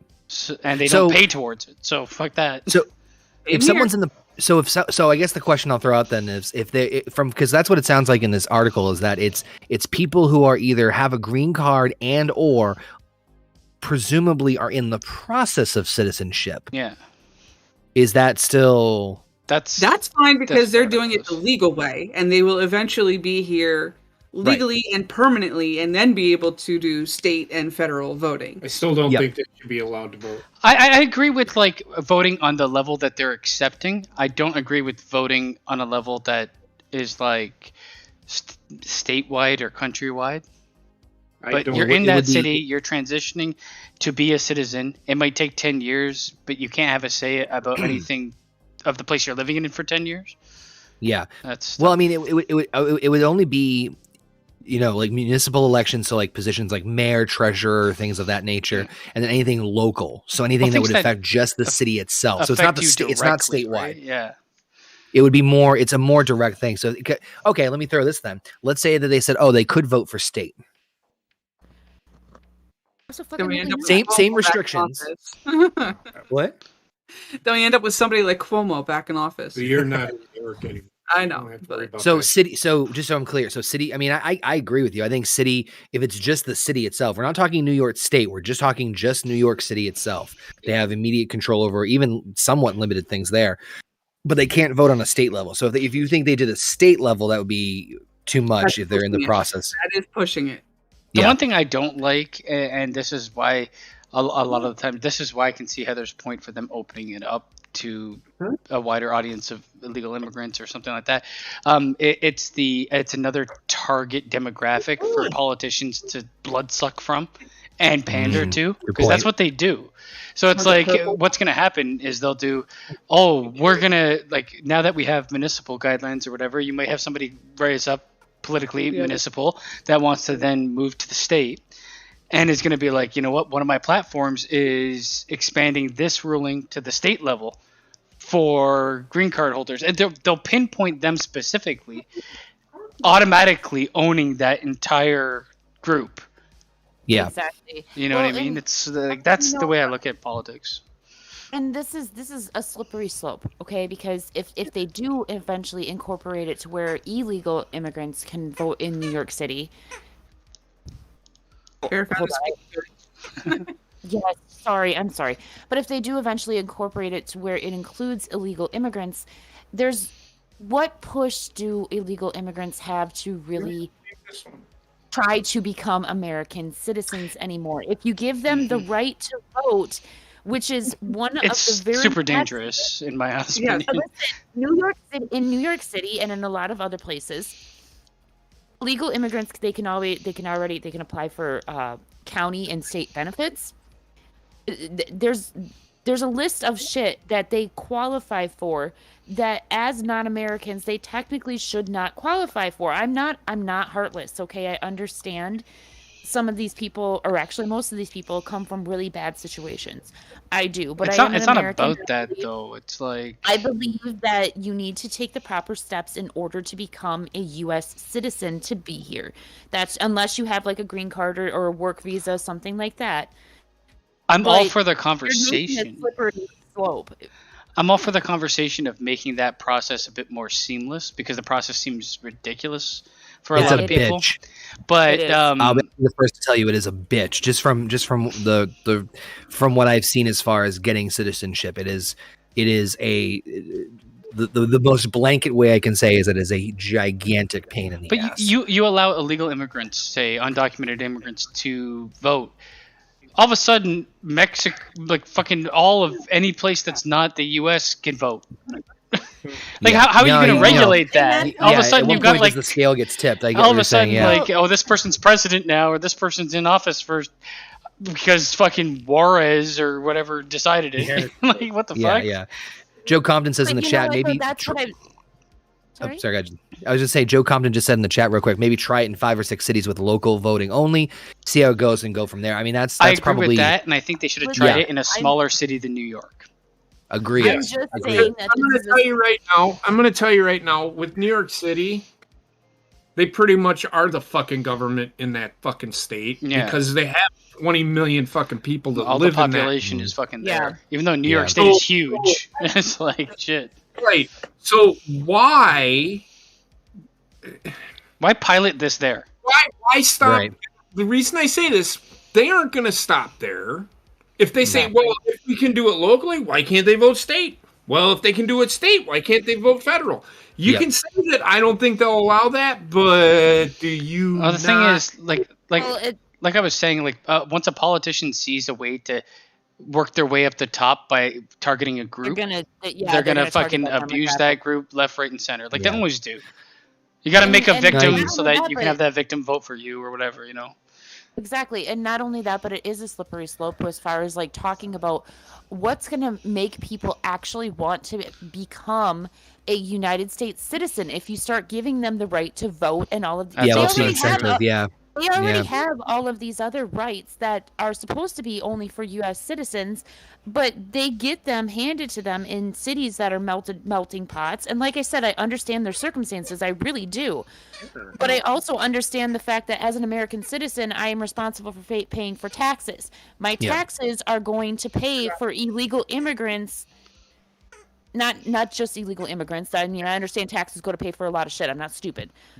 But part of people's taxes are going to pay for illegal immigrants that are getting off of the county or off of the state. They're getting off of welfare.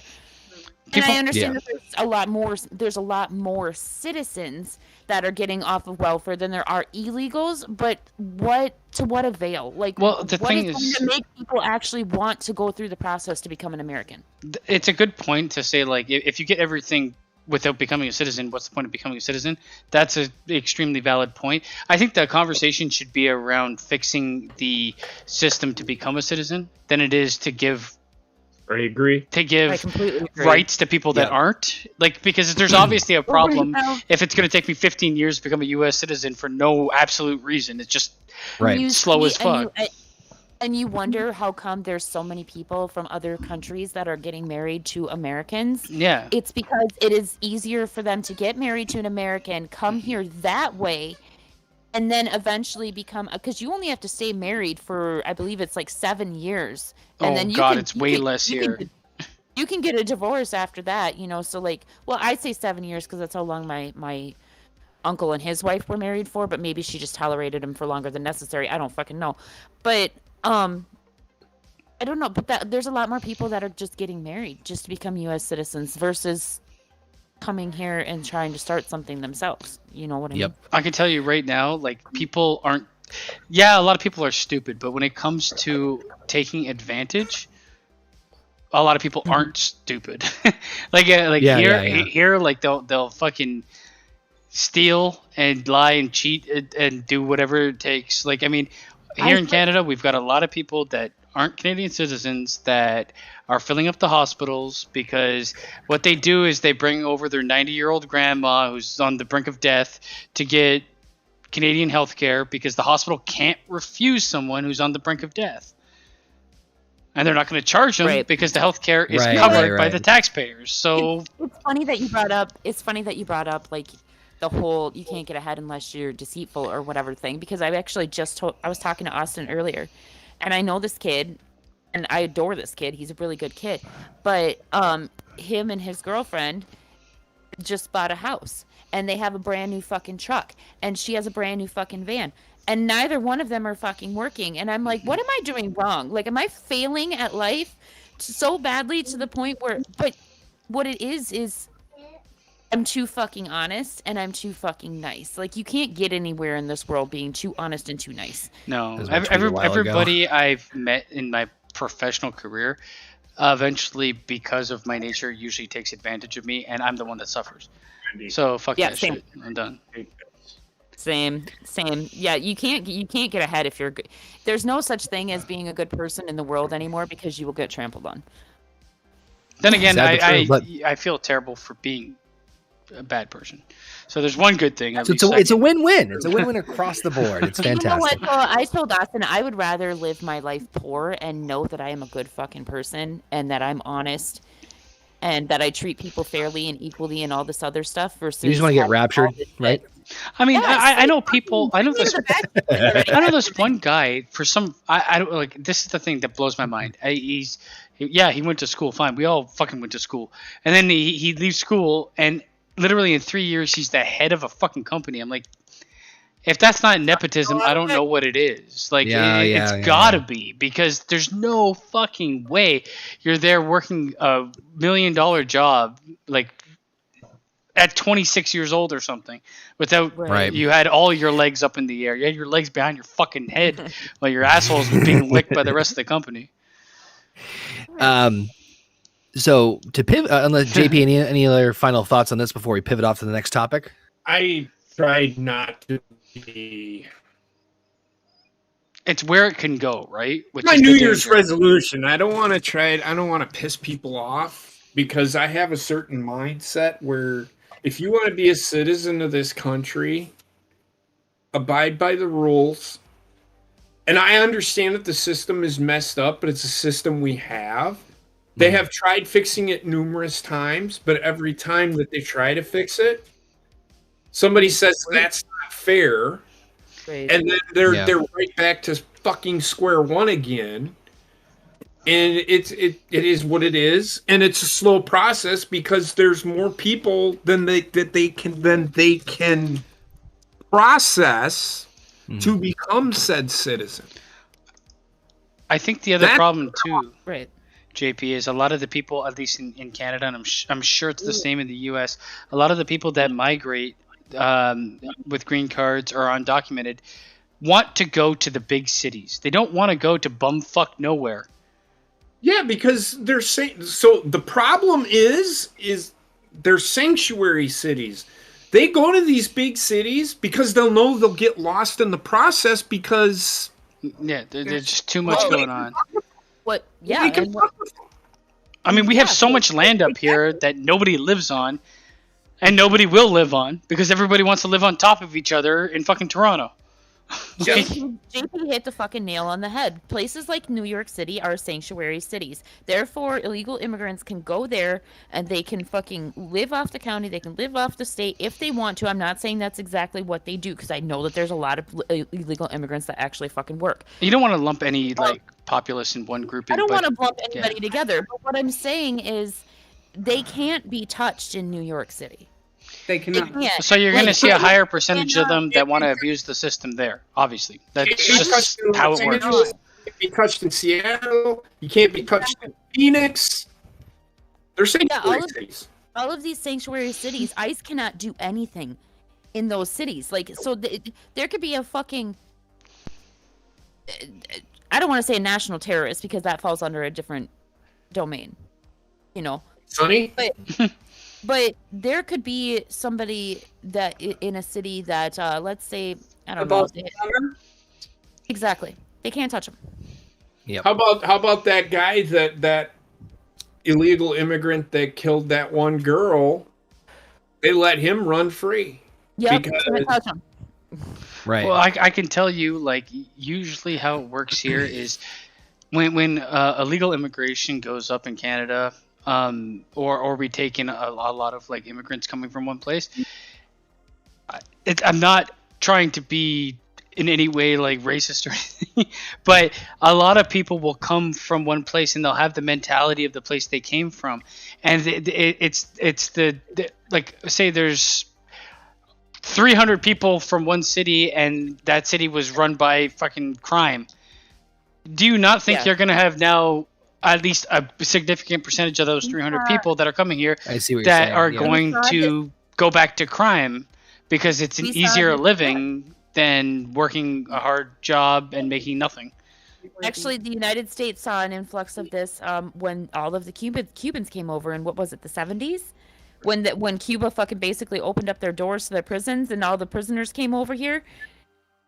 There was an influx in crime in Florida because they didn't know how to live a different way. Well, the way I look at it and the way the melting pot kind of was, it's like you're never going to experience the true melting pot in our lifetime or the lifetime after. It's going to be many generations down the line, but it's an unfortunate just fact of the world.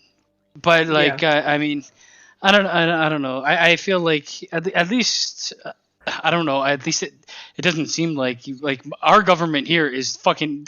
Trudeau is like, oh, there's problems around the world. Let's give them millions of dollars. Fucking take care of the people that live here, and then think about the rest of the world, please, God. Yeah, and that's the problem that we're dealing with in America as well right now. I mean, Biden, he kept the, God forbid I say that name because we might get booted, but he kept Already did. He kept the border. He kept the border open, even though, despite the fact of the huge crisis we're facing in the United States right now, the border was open for how freaking long. That's a whole nother. I find it fucking hilarious. For another episode. I find it hilarious that like the entertainment industry can continue to run, yet everything else needs to stop. It's like, man, if there's anything that doesn't need to exist, it's probably the entertainment industry during a pandemic. Like, holy fucking Christ! But agreed. Speaking of entertainment, as we pivot off of that for a second, yes, it was announced recently, or rumored at least, that PlayStation Now look like it's about to disappear. Now, I have not played on PlayStation for a long ass time, so I had to be like, when we were talking about this earlier, but like before we did the show, I was like, what the fuck's the difference between PS Plus and PS Now? Because I'm an Xbox guy, so I obviously have the Xbox Live and the Game Pass. So it sounds like it sounds like the rumors that they're looking to merge PlayStation Now and PlayStation Plus. So if you guys can correct me if I'm wrong on this. So PlayStation Plus is the online gameplay, where PlayStation Now is basically similar to Game Pass, where you have like a library of games that you can download. It's here's the thing: you could still do online gameplay with PS Now. Yep. But it's a more extensive library of what is offered to you. Gotcha. Okay. Basically, PS Now is a lot of the games starting from the original PlayStation all the way up to the PS5. I would say PlayStation Now is not. Neither of these services are comparable to Game Pass. Game Pass is better than both. Game Pass is That's 10 times better than because both. Game Pass gives you new titles or relatively new titles for free. Where PlayStation Now will give you old titles like PS3, PS4, PS2. I don't know if they don't really go. I guess there is PlayStation 1. There's old Final Fantasy 7. But there's a shit ton of old PlayStation games out there. Jesus Christ. But the library is not as big as it should be with the amount of games that they have and the price of the service. And the fact that that's all it gives you. Then there's PlayStation Plus, which is the ability to play any game online, basically, any of the new games. They give you anywhere between 1 and 4 free games a month, but they're usually. But then with PlayStation 5, they came out with the PS Now, the PlayStation Plus collection, which is like, okay, then why do you still have PS Now? Yeah, it was kind of you're gonna have that. Why do you have all the best games came out with PS5? If you had a PS Plus, it's just the two services basically butt heads with each other, and I think PlayStation Now. Most people don't subscribe to it because it doesn't make sense. You can do the same thing with Xbox, which with Game Pass is the library thing, and then Xbox Live has obviously been the same thing since the fucking beginning of it. Why not just have one subscription? I don't care if they that's put the thing costs is that together. They started combining them. So now what they did was it's like, oh, you can get I think it's like Ultimate Experience, which I think is genius, where it's like you get Live and Game Pass together for X amount a month, which is like, well, fuck. So I think this is a smart. I think it's a smart idea to combine the two, just based off of what you guys were telling me. But keep going. They'll make more money overall, in my honest opinion. My problem, yes, I agree. And my problem with PS Now, I was saying this in the chat the other day. Like, I don't have a computer, right? Or at least not a computer that I can stream from. So like, my problem with PS Now is I actually got PS Now originally so that I could play the Uncharted games prior to buying them, right? And so I get PS Now, I pay $10 a month for it, and only to find out that I only have the fucking online option for PS Now. Well, the only way you can stream those is if you have a computer with a fucking capture card that you can fucking stream from. So I wasn't even able to fucking play the game that I originally fucking got PS Now for. The problem you're having though is relatively specific because it hinges on streaming it, right? My whole thing with that is my whole thing with that though is with the Game Pass. You have the option to download any game that is on the I don't know why PlayStation Now doesn't allow you to download any game. It makes no sense to me. Why only some games are stream only? There are some games you can download. There are. But why? But it's a very limited supply. But why isn't every game downloadable? I don't understand it. It makes And that's no my sense to issue me. right there. Like every single game, if I'm paying $10 a month for this shit, every single game should be downloadable. And it's Just like they especially are the on old games that you can't download. I'm like, the old games are the smallest file sizes. What the fuck? So it's funny. It's funny you say that because Xbox does have something similar where now they've rolled out things where you can do cloud-based gaming. Cloud-based gaming is just not ready, in my honest opinion. It's years. This is why Stadia fucking fell apart because it's not ready. You rely on the infrastructure of wherever you live in terms of internet connectivity, and that ain't gonna work. I am playing right now to keep Wendy entertained at times. When I go into PlayStation Now, I turn on Disney's Brave. Yep. I stream that, and halfway through my game, that game will crash because internet is not strong enough. It's like it's cloud-based gaming is garbage. I have the same issue, and honestly, I have the best internet service that my internet provider offers.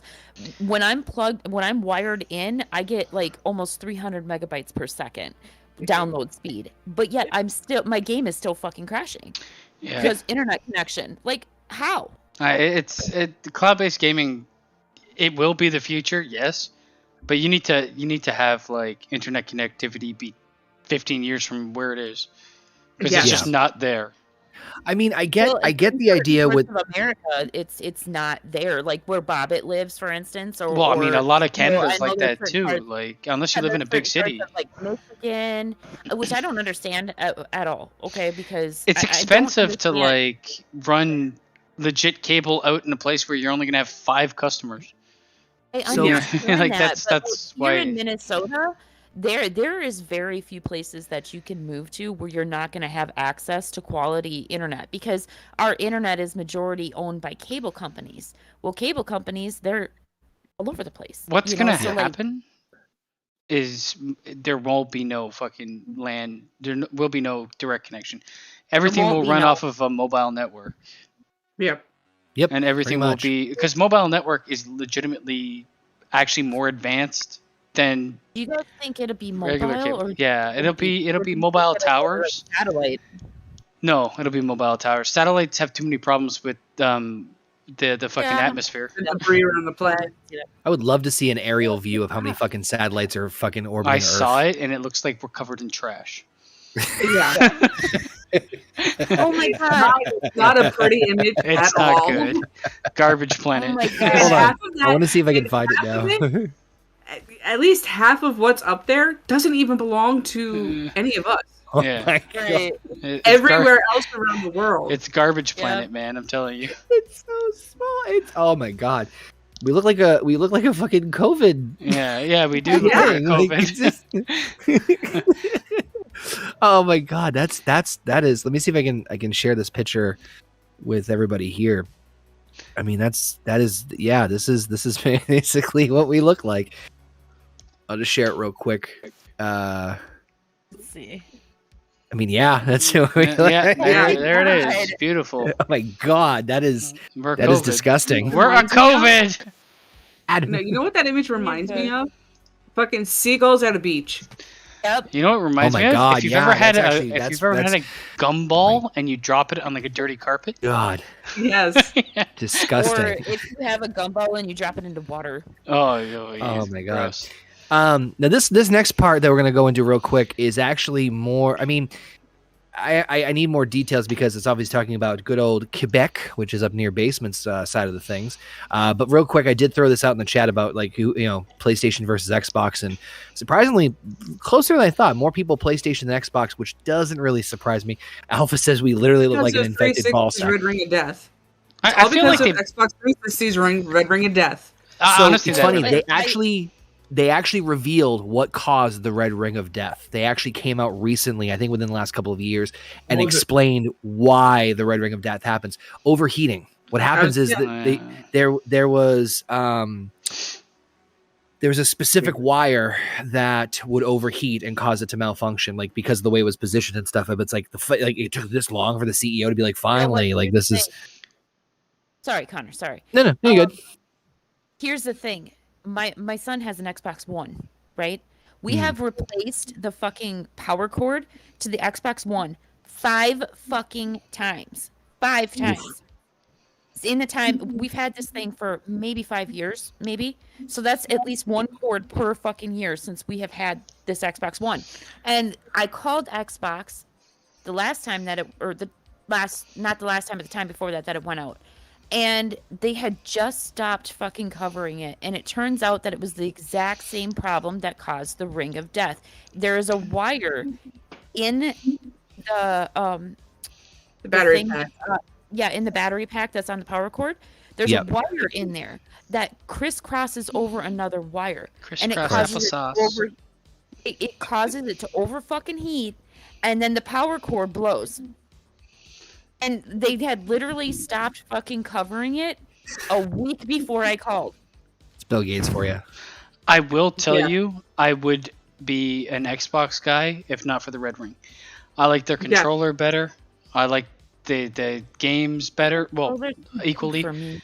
And I like their online service better. But the problem is the Red Ring of Death fucked me in the ass. Okay, I got the Red Ring, and I was like, "What is this happening?" Then I looked online, and literally 25% to 30% of the people that bought them was saying the same thing. So I'm like, "Oh my god, I need to fucking I wonder what's causing this." And then I looked online, and I saw a bunch of how to fix certain problems.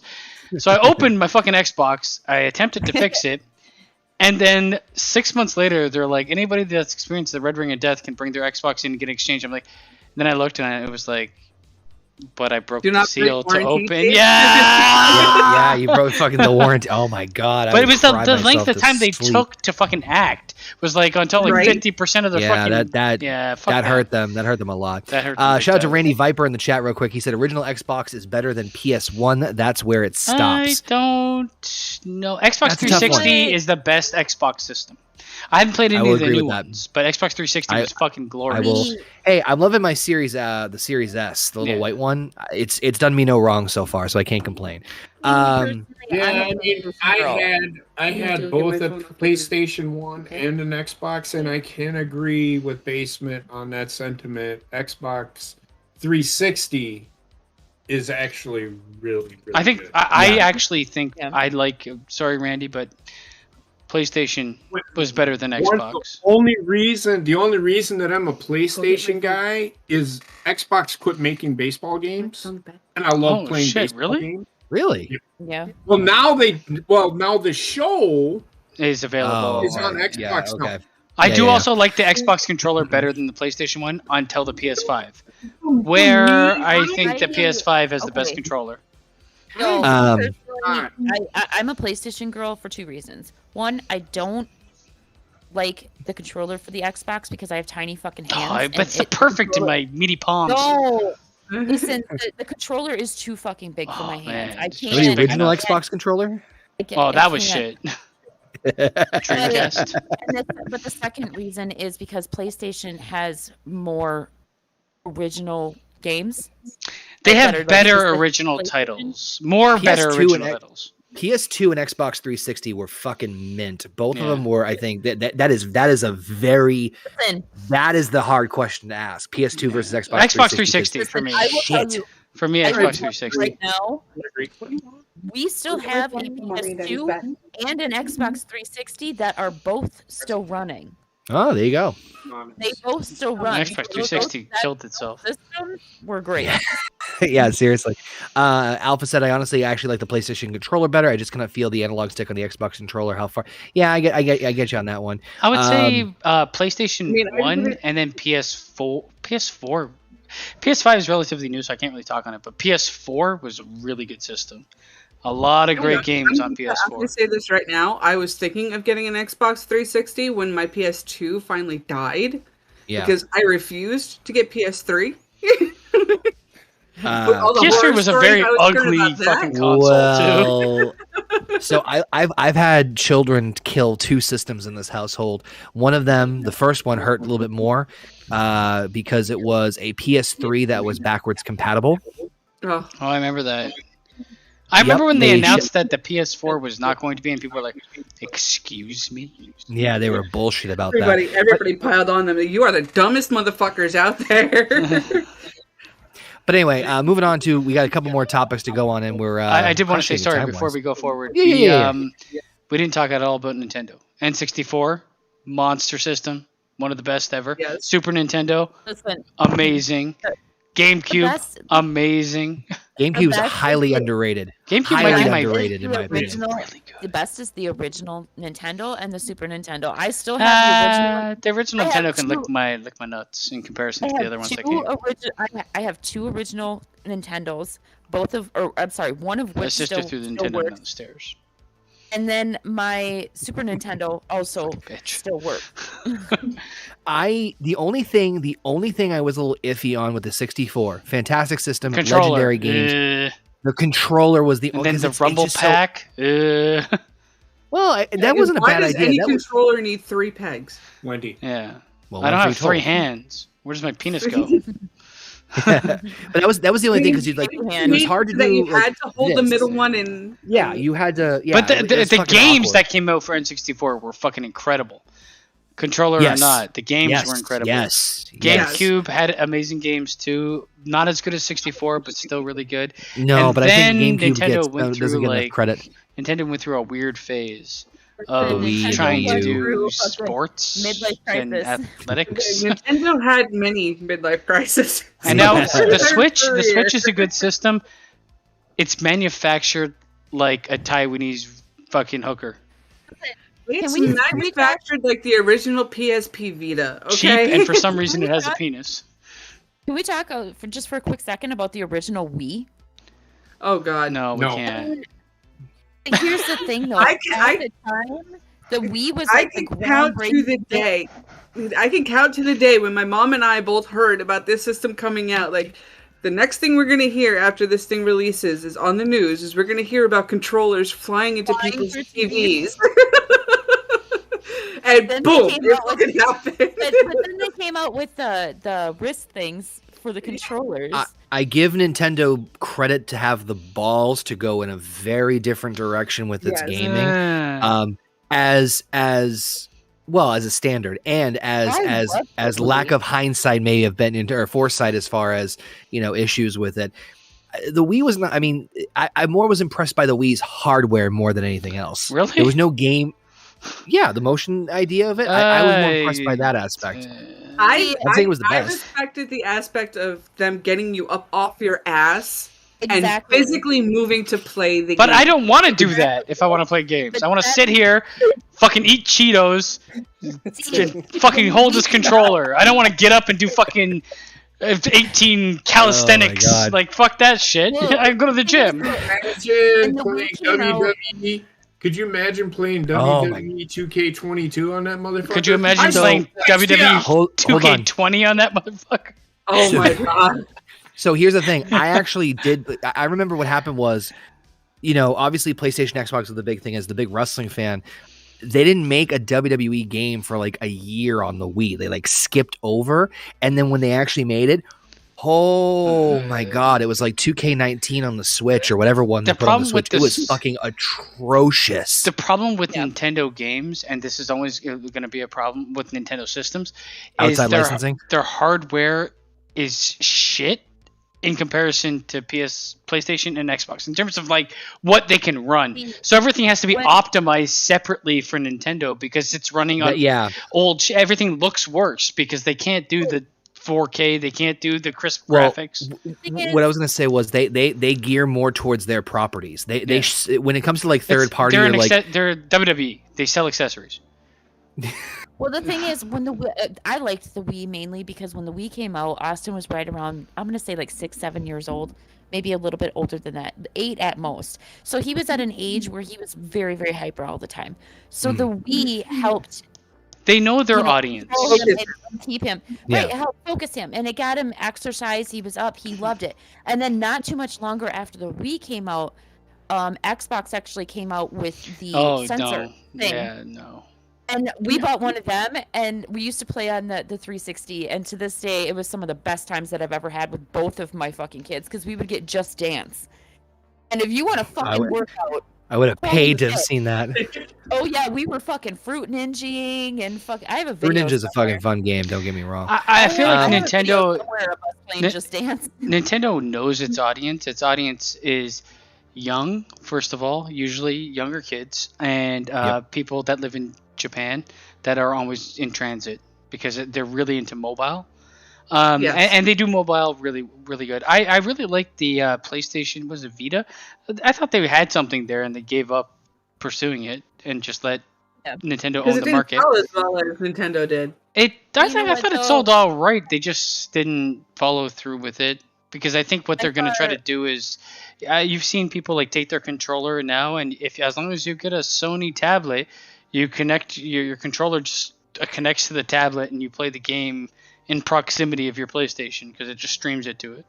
So I think that's the way that they're going. I have a PlayStation Remote Play, which I have on my computer. Yeah. So if we're ever up at his dad's place, I can plug the controller in, turn on the Remote Play, and this will be here at home, and I can play this. It can go that far? I thought it was like really proximity based. I thought it was local too. I just want to say, awesome. Bobbit says that the Switch is built well. No.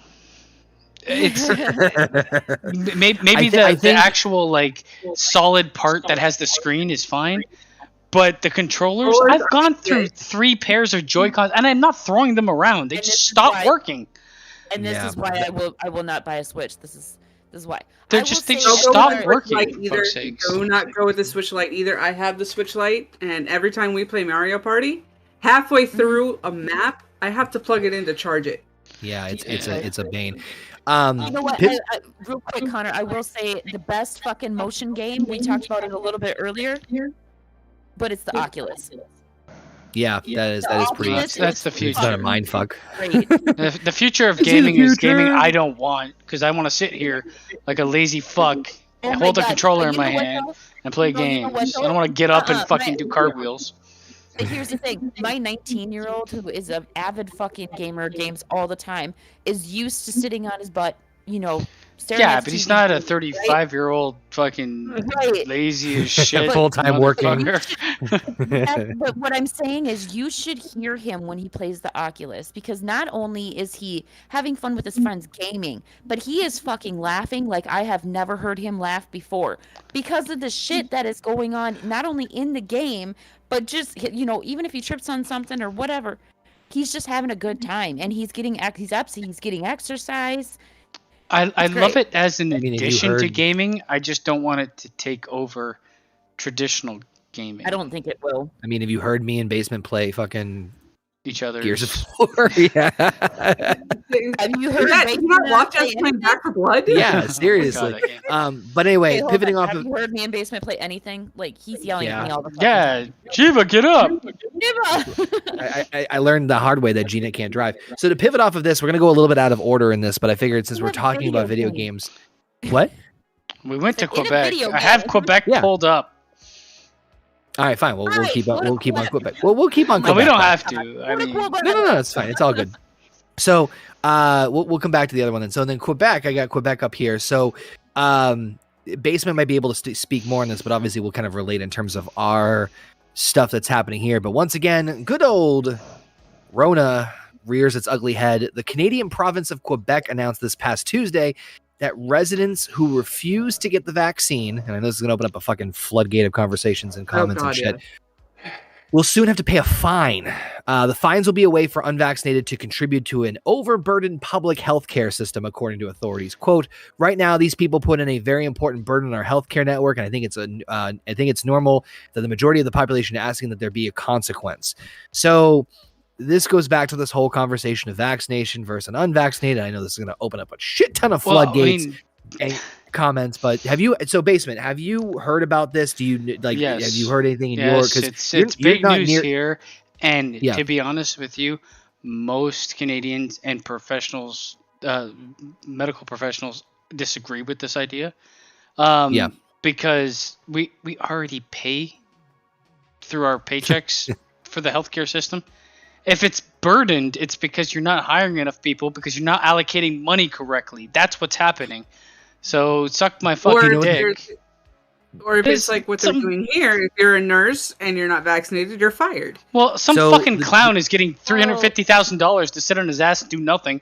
Meanwhile, he could be 5 jobs at the fucking like it's terrible government, and it's blaming people. Like it's an infringement on human rights to be like, you have to put this in your body or else you're gonna pay a fine. That's fucking bullshit. Is what that is. I have two questions. I didn't see it in the article, which is listed. And shout out to TSS2 joining us in the chat. What's going on, TSS? I have 2 questions, and I'm asking Basement primarily just because I don't know a whole lot about this myself. Do you know what the fine is? Like, did they actually say what the amount is? They haven't specified what the fine is, but they said is it recurring? It might be like an additional tax. Ooh, okay. on unvaccinated, and we're already at 13% tax on your income and 13% tax on anything you buy. So we're at 26% tax. So at this point in time, that's fucking bullshit. And it's not only it doesn't stop there. They've actually not allowed and this is like soon to take act. This is actually in the works and going to happen. You won't be able to, unless you provide the little fucking QR code. We have a QR code for to show your vaccination, right? You won't be able to buy. You won't be able to buy alcohol or cigarettes unless you can vaccinate. Oh my god! Yeah. So that to me seems like fucking weird ass Germany bullshit. I mean, like holy fuck, man! This is retarded. They can't do anything like that in America. This is why they shouldn't be able to do that anywhere. This to me is huge. This is why I wanted them to separate, man. They're like radically weird. Exactly, but because of our constitutional rights, that's why the whole Biden push when he was like, "Oh, everybody needs to get vaccinated," blah blah blah blah blah. We have like 90% vaccination rate, so 10% is killing everybody. Bullshit. But prove it to me. Bullshit.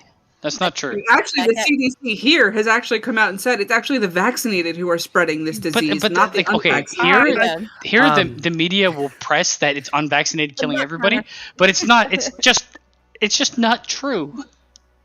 You're gonna get they're like everybody's gonna get the virus at least twice, whether vaccinated or not. It's okay. I got it. I already got it, and I was vaccinated. Yeah. So, you know what I mean? Like I just feel like limiting what people can do because they decide to say I don't want this in my body is fucking like a thought that really should never dangerous. Yeah, you want to talk about illegal immigrants. This is a hugely dangerous idea. You hit it right on the fucking head before, Basement, when you said that like it's infringing on people's rights, and that 100%. Is why it will never happen here. That's why it will never happen in America. But you don't have the same fucking constitutional rights that we do, obviously. Do you want to know what's funny about all of this? You want to know what's really fucking funny about all of this? We fought 2 world wars over exactly what we were fucking talking about. I know. Exactly. I can't stand it. I hate it. I hate it entirely. I understand the mentality of we're trying to stomp down COVID. We're trying to squash this disease as best as possible. That basic mindset, I am all for. However, when you're going out of your way to quote unquote punish people for doing this, it becomes it blows my mind. I understand, but I understand the arguments on both sides, right? I got everything. I got my booster last week, and I'm surprised I'm fucking alive. But I'm kind of in the mindset of I'm doing it because, without going into detail, my wife isn't vaccinated. That's her decision. That's her right. I'm not pushing anything on it. That's her decision. So I was basically the family guinea pig. But I did it because I kind of unfortunately saw writing on the wall, and this kind of being one of those situations. Is it right? Absolutely not. But I think going to the extreme, like they're starting to do that here in Massachusetts. Boston and some surrounding cities around them are now saying you can't eat at certain places unless you show proof of vaccination. Which we're already there. I'm just saying that alone is a slippery slope in and of itself. Now you're going to be doxing pay from people. I can somewhat understand I can somewhat understand to an extent. I do not accept any of it. I hate it all. Public places, sort of. I can sort of see the logic in public places. I'm not saying I agree with it. I'm saying I can sort of see the logic. But to fucking tax and fit that is. But the thing is, I haven't seen any science to prove that you're more of a danger for spreading the virus because you're vaccinated versus unvaccinated. It's just you're more of a danger to end up in a worse state because you're unvaccinated. That's all I've heard. The narrative makes no sense. There has been no scientific evidence brought to me stating for a fact that it is the unvaccinated that are the reason why we are still dealing with this situation. You cannot tell me that the vaccinated have nothing to do with this, okay? Because I know probably at least 10 people right now that have COVID that have gotten vaccinated along with all of their fucking boosters, and they still it's a fucking got it. bullshit. And you can't tell me garbage. that it's because of the fucking unvaccinated, because the majority of people got vaccinated. Like Basement was saying, 90% of his fucking country is vaccinated. There's only about 10% that are not. Now we're blaming them for a virus that's going to spread no matter what. Like, it makes, like, what the fuck? I think it's just like Quebec's like, we found a way to make more money. I was about to say. Sorry? No, go ahead, Gina. I was just going to say, unless they can definitively prove to me that this vaccine is working. A vaccine is not going to stop you from getting something. It never does. Exactly. I mean, look at the people who look who has gotten vaccinated for the flu and has still gotten the flu. Yeah, but they haven't stopped people from entering restaurants. I never got the flu vaccine my entire life up until I got pregnant with Wendy, and I never had the flu. Hey, I got the flu vaccine like 5 times, and I got the flu every fucking time. So eat my ass.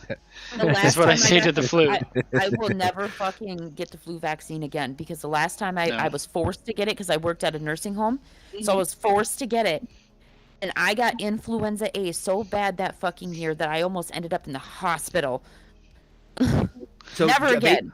Basement, one thing I wanted to just point out, I mean, obviously I'm relying on you because this is Quebec. Now, without going into too much detail, you're more on the other side of Canada. You're not as close to Quebec physically as where you live. Quebec. Like Quebec is attached. Yeah. So my point, but at the same time, when I brought this up, when you were starting off, and you can correct me if I'm wrong, you don't sound surprised that they pulled this shit. If any fucking province in Canada is going to do it, it's going to be Quebec. Yeah. Because Quebec, in the past, they have like they've been more akin to radical thinking, where it's like we don't get our way, we're leaving. If you don't change that was what happened. And they're like, we want every fucking sign in Canada to be written in both French and English. Meanwhile, the population of Quebec is the only people that speak French. I don't get it. Yeah. And you know how much that costs? Fucking holy shit! Oh my god, millions upon millions. It's like, man. Oh man, jeez. Good stuff. But I mean, I want to harp on too much of this, but I think we're all in agreement, at least here on the show. I mean, I think let us know. What got me was when they said that they wouldn't allow you to buy booze or cigarettes. Like, what is that? That's horrible. You can't enter places. You can't buy things. Soon it's like you can't buy groceries unless you're vaccinated. But like, fuck that. And again, I can, whether it's bullshit or not, I can at least follow a little bit of logic. Like some if it's a concert and you're not vaccinated, but even then it makes no sense because it gets to a point where it's like, okay, now a lot of concerts are done during the summer and you're out fucking doors. But it doesn't matter. Like unvaccinated aren't super spreaders. Anybody can spread the fucking virus, vaccinated or not. It's just you're gonna get fucked up maybe more. Yeah, how do they expect us to develop herd immunity? No, fuck that. I don't give a fuck. I fucking hope COVID kills 99% of us. That's nice, Basement. I love if you get a chance, what's the guy? Jeff Dunham, the guy who does the puppets. There's a YouTube video out. It's probably on his Twitter too, but I think it's on YouTube, where he dresses Walter up as Biden, and they do What'd you say? Where am I? They do this public thing where there's like a redneck puppet he has. He's asking questions about Biden, about the vaccine and COVID. It's fucking hilarious. hilarious, and I definitely recommend you guys and anybody listening to check it out because it's like, so the vaccine protects you? No. Do we don't have to get it? No, you need to get it. Why? Like, it's just one of those conversations where just like not like answering any of the that fucking. I shared the other day in the fucking Horny Goat chat. The CDC. It's so if you're having symptoms, you should probably not go to work, but you should still go to work. Yeah, I got yelled at by a fucking. Oh my god! I watched the TikTok video of this person, this lady, and she was just TikTok. Yeah. I'm just sitting there listening to this, and it's like, if you have symptoms, you need to not go to work, but you should go to work because you need the money. I mean, it just turned into essentially. I know what you're talking about. So yeah, then I turned Gina around. shared it. Oh yeah, well Gina shared it. So, but I actually did a football analogy. So Aaron Rodgers shouldn't be MVP because he spoke out about COVID, but yet he's had the best year of his career, so we should vote for him for MVP. Correct. What the fuck is that? I can tell you, I had personal experience with this fucking bullshit. The best one. They can match with the work you do. No, I'm not even working. I was supposed to go to I had an appointment to go to the hospital, right? And I like the night before, basically late in the night, I was like, man, I'm getting like fucking symptoms. I had like a fever and I was all fucked up. And the day of, I'm like feeling like shit. And I called them and I'm like, yeah, I'm not gonna make it. And she's like, this is the last time we're gonna reschedule you. I'm like, I have flu-like symptoms. The first time you're rescheduling. I have flu-like symptoms, and the automatic message before I call in says, if you have flu-like symptoms, do not come in. So now you're giving me an ultimatum. Like, what the fuck is this shit, man? So the best one is the new test, the at-home test, right? Well, you shouldn't take an at-home test because we don't have very many. We're pretty there's not limited. enough, but you should take one. But also, in order to go anywhere, you need to take the at-home test. So there's three things I want to say about this real fast before we pivot off here, and I don't want to get too much into this. The first is I've seen a TikTok where someone took an at-home rapid test, right, and ran it under tap water, and it came back positive. Just saying. Two, I've seen so many false negatives in my job. Yeah. Well, I took a rapid and a PCR the same within an hour of each other. The rapid came back negative and the PCR came back positive. That was my experience with Trust your COVID. government. Anyway. Trust your government. I'd rather I'd rather trust terrorists. Fucking hell. At least they say it with you. Exactly. I don't understand it. So then the CDC comes out with these guidelines at the beginning of the month and say, we reduced the quarantine time down to 5 days, but if you've been vaccinated, carry the one. Carry the one. Yeah. If you're vaccinated, you have to quarantine for 5 days and then when you're out in the public, wear a mask constantly. But if you have the booster, you do the same thing. But literally, and it says it right on the fucking CDC website, if it's not feasible, just wear a mask. The only reason I got the vaccination was that I looked and I was like, they're not going to allow me to do anything with my life if I don't get vaccinated. I'm not going to be able to go in stores or do anything. Plus, with your health history, you were in the high risk zone. Yeah, but fuck that shit. Here's the thing. but like the booster, I'm refusing to get unless they force it upon me. Unless they force it upon me, fuck that shit. I'm not getting that. He did it for the alcohol. Let's face it. He did it for the alcohol. We're not Quebec, thank God. My fucking vaccinations, and there's no way in hell I'm getting the boosters. But what I was going to say real quick before we pivot off. Yeah. People are getting so pissed off because of the back and forth with the CDC. I just in the past 2 days alone, okay, and Bella's dad is one of them because he's whatever. Yeah. But has COVID, but is still going out in public without a mask and all that shit. He's going to Subway. He's going shoveling snow for his neighbors. All this other shit. Then there's a kid that I know. The kid that I was talking about earlier that has the house and the truck and all this shit. And I'm like, what the fuck am I doing wrong? His girlfriend, who lives with him, mind you, just tested positive for COVID, and yet he's at the grocery store with no mask on. The amount of people. Well, see, with that, I understand if it's his girlfriend, because a friend of his who bartends at the bowling alley where he grew up, she had COVID. Her fiance never tested positive for COVID. I mean, I can understand that as well, but I mean, like her dad. I mean, come on, he's COVID positive, and he's going all around fucking town with no mask on. The funniest thing I've ever experienced. Coworker just saying, "Am I going to get tested?"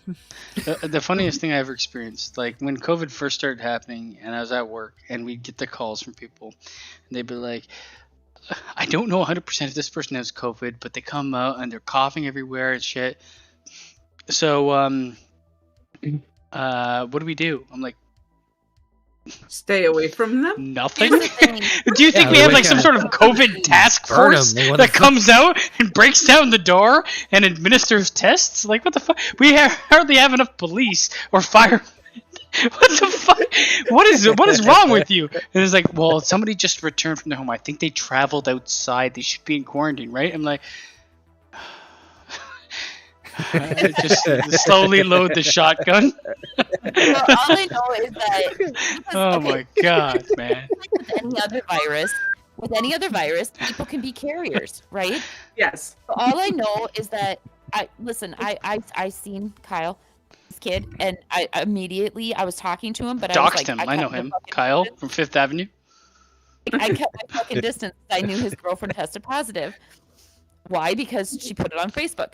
But anyways, so all I know is that if I get sick in a couple of days, I'm going to fucking hunt his ass down if I test positive for COVID, because that's where it fucking came from. I mean, the amount of people that were just like crazy scared of everybody around them that would call it. Yes. Like, I swear they go down in the elevator and they're coughing. They're coughing. Can you believe they're coughing in the elevator? I'm like, it's just Gene after eggnog. It's like, I know where you live, and I have a car that sometimes works. I will run you over. You know what you tell them then? You just turn to them and say, "Could you please cover your mouth next time?" Cough in my mouth, and hopefully you get COVID and die, because I'm tired of talking to you. All right. Let's Anyway, pivot. this one's Let's actually- pivot. All right. Well, we pivot off this one because we can go on COVID. That's probably gonna be another fucking episode on its own self. But anyway, moving on to and our stream's down. This one, JP, I'm sure we'll talk a good amount about, because this next one has to do a little bit with the NFL. Now only has one African American head coach after Texans fired David Culley. How dare Culley? they? I hope How I'm saying dare that right. they? Cully. And Culley, see, exactly. I knew JP had this one. And of course, now the league is facing a shit ton of social media firestorm because of this. I can just already tell that JP is chomping at this. He looks about as black as I do. Before he gets started, Let her go, because I'm gonna fucking rant like a motherfucker. Go. All right, floor is yours. He gets started, I'm just gonna sit there and say they should not be focusing on race. They should be focusing on who's best for the job for each team. Well, she just stole my thunder. So moving on to the next. Pretty much every job. Dude, like in this picture that I put up, he looks as black as I do. I will say. I mean, he's the whitest black man alive. Yeah. Here's the thing: the Vikings, they have 4 potentials for new head coaches, right? And I do not know why. Perhaps it's because they're this good, and if I sincerely hope that it is because they are this good. It's not that they're that good. Who the Vikings? Hold on. No. I don't mean the Vikings. I mean the head coaches. They have 4 potential head coaches. And I hope that these people are in these positions because they are that good. But all 4 of them are black. names? I can't remember. I'd have to look up the article. Flores, one of them. Brian Flores, one of them. He just got fired from Miami. Here's not the sure. thing. Todd Bowles. The last time he was a head coach, it was in Tampa Bay, and he never had a winning season. But that's the problem, because I know that last name that you said is one of them. Here is the problem. Well, It's not so much. Part of the problem is. If you're a sports fan, you don't give a shit about the color of anybody's skin. I'm telling you right now.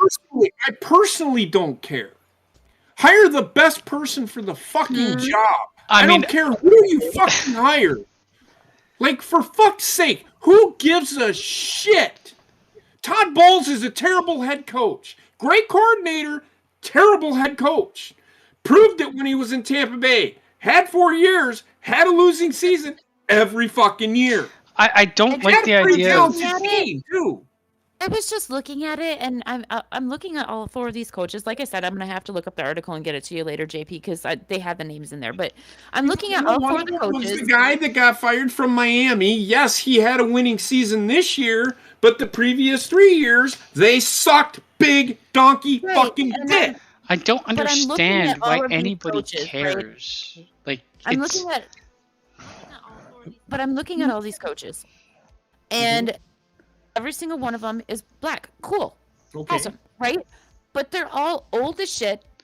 Like, they're really fucking old. Well, Gina. Well, I mean, the best coach is an older coach. No, listen, I'm not trying to, like, ageism or anything like that either. If they're a great coach, most coaches are 45 plus. Like, easy. But I was just like, okay, why are they all the same type of person, pretty much? They're all black. They're all older men. Well, Todd Wolf isn't as old as you think he is. Well, he looks old as shit. The thing is, he's been through stress. Why can't we get a fucking Green Bay coach? Okay, all I want is a young hot coach. I don't care what fucking color his skin is. You do not want Matt Flores. You're not okay. If you want a young hot coach, you're not a sports fan, because the coach look means nothing to me. What they do with the team means everything to me. We've had black coaches. We've had a coach that looked like Einstein and the Raptors. We have a white coach now. Like, I don't give a fuck what you do, what you look like. But if you are a fucking clown when it comes to running up plays, you gots to go. Here's the thing. I agree with you, Basement. Okay, but all I'm saying is, would it be too much to ask for a young hot coach that can do all that? No, but then who cares? Yeah, because they don't have experience. Young hot coach. Because there's plenty of young hot coaches that are a hot fucking mess. Yeah, they don't have the experience. If they're young and hot, they're playing the game, not coaching the game. I think that you guys are missing the fact that I'm fucking joking with this. Like, no, I got what you're saying. I got what you're saying. Look, listen, I'm a Green Bay fan too. I can stare at that one.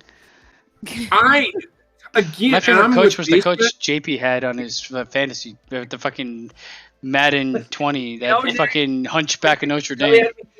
Ron Rivera? He finally fired his ass, thank God.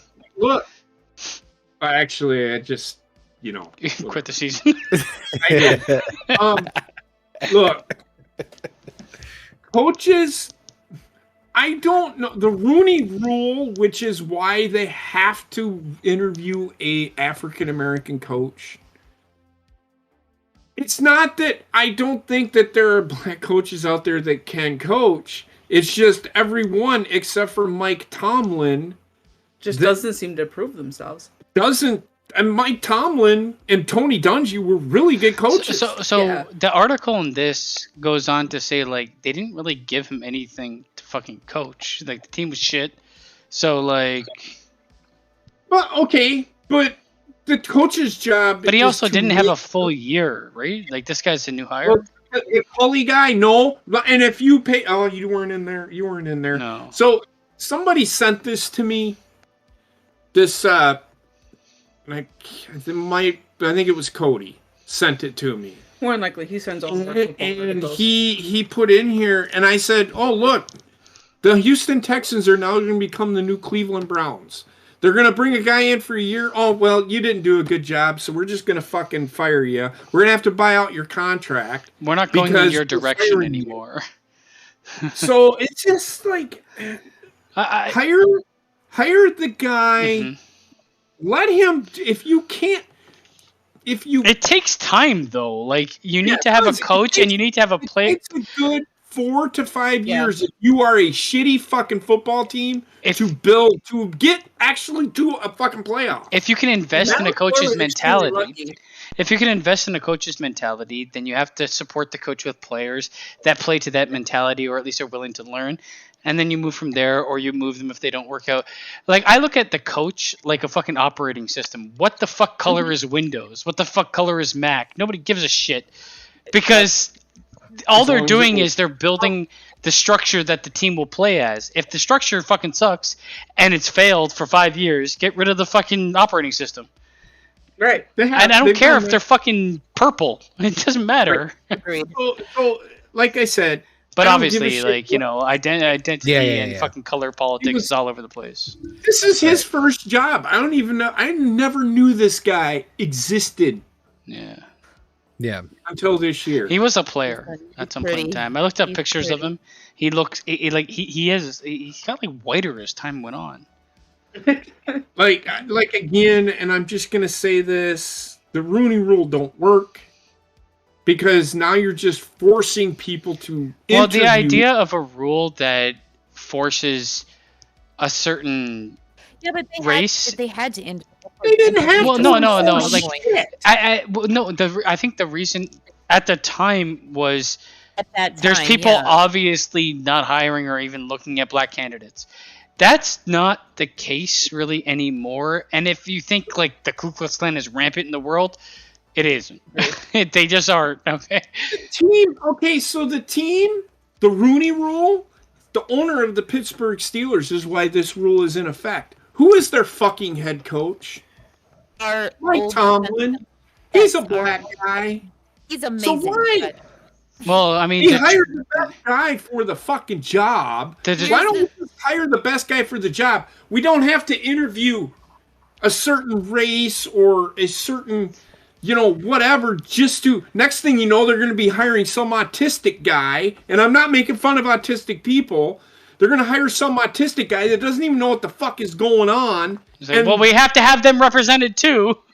Fire him because he's autistic. Frank? Get it straight, JP. They're gonna hire the blind football player. Oh God, they should. What the fuck is going on? It's like what offensive line are we going with? It's like people say blind people can't do it.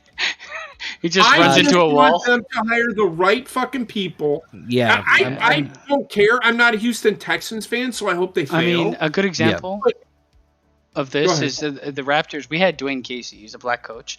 He had solid fundamentals, but he obviously lacked in certain areas, and we eventually got rid of him. Now Detroit is like on the bandwagon to have like black representation, so they have him now as their coach. 5 years. Their team is fucking shit. It's been shit for 5 years. It's gonna stay shit for fucking years after that because the guy is not great. He's not a great coach. He's not a great head coach. He could be a good assistant, maybe. He's a good defensive coach, but he can't run an offensive fucking play to save his life.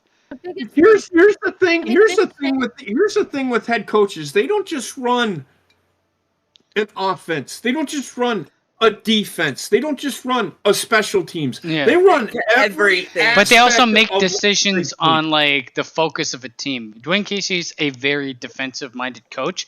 The problem is, I think he shuts down the offensive coach in a lot of because his teams fucking suck at offense. They all suck at offense. Fuck them. Well, the thing is, you have to find a coach that is well-rounded and is going to be well-liked and be able to get along and work well with Casey the but he's not good.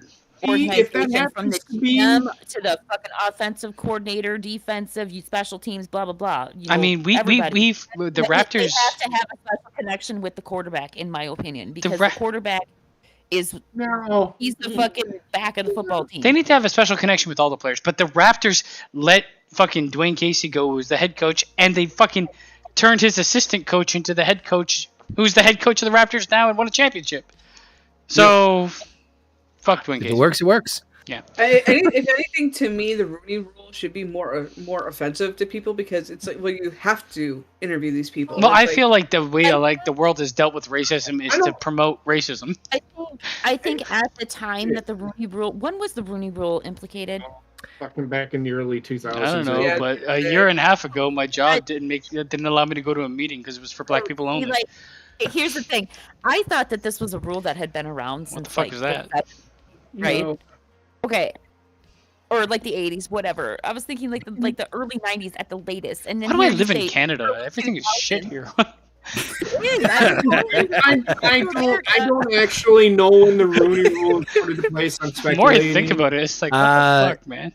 I can actually look up that information real quick. And for those of you who don't know what we're talking about, the Rooney Rule is basically a requirement that teams need to interview at least 2 external minority candidates for either general manager or executive football operations positions and all coordinator roles.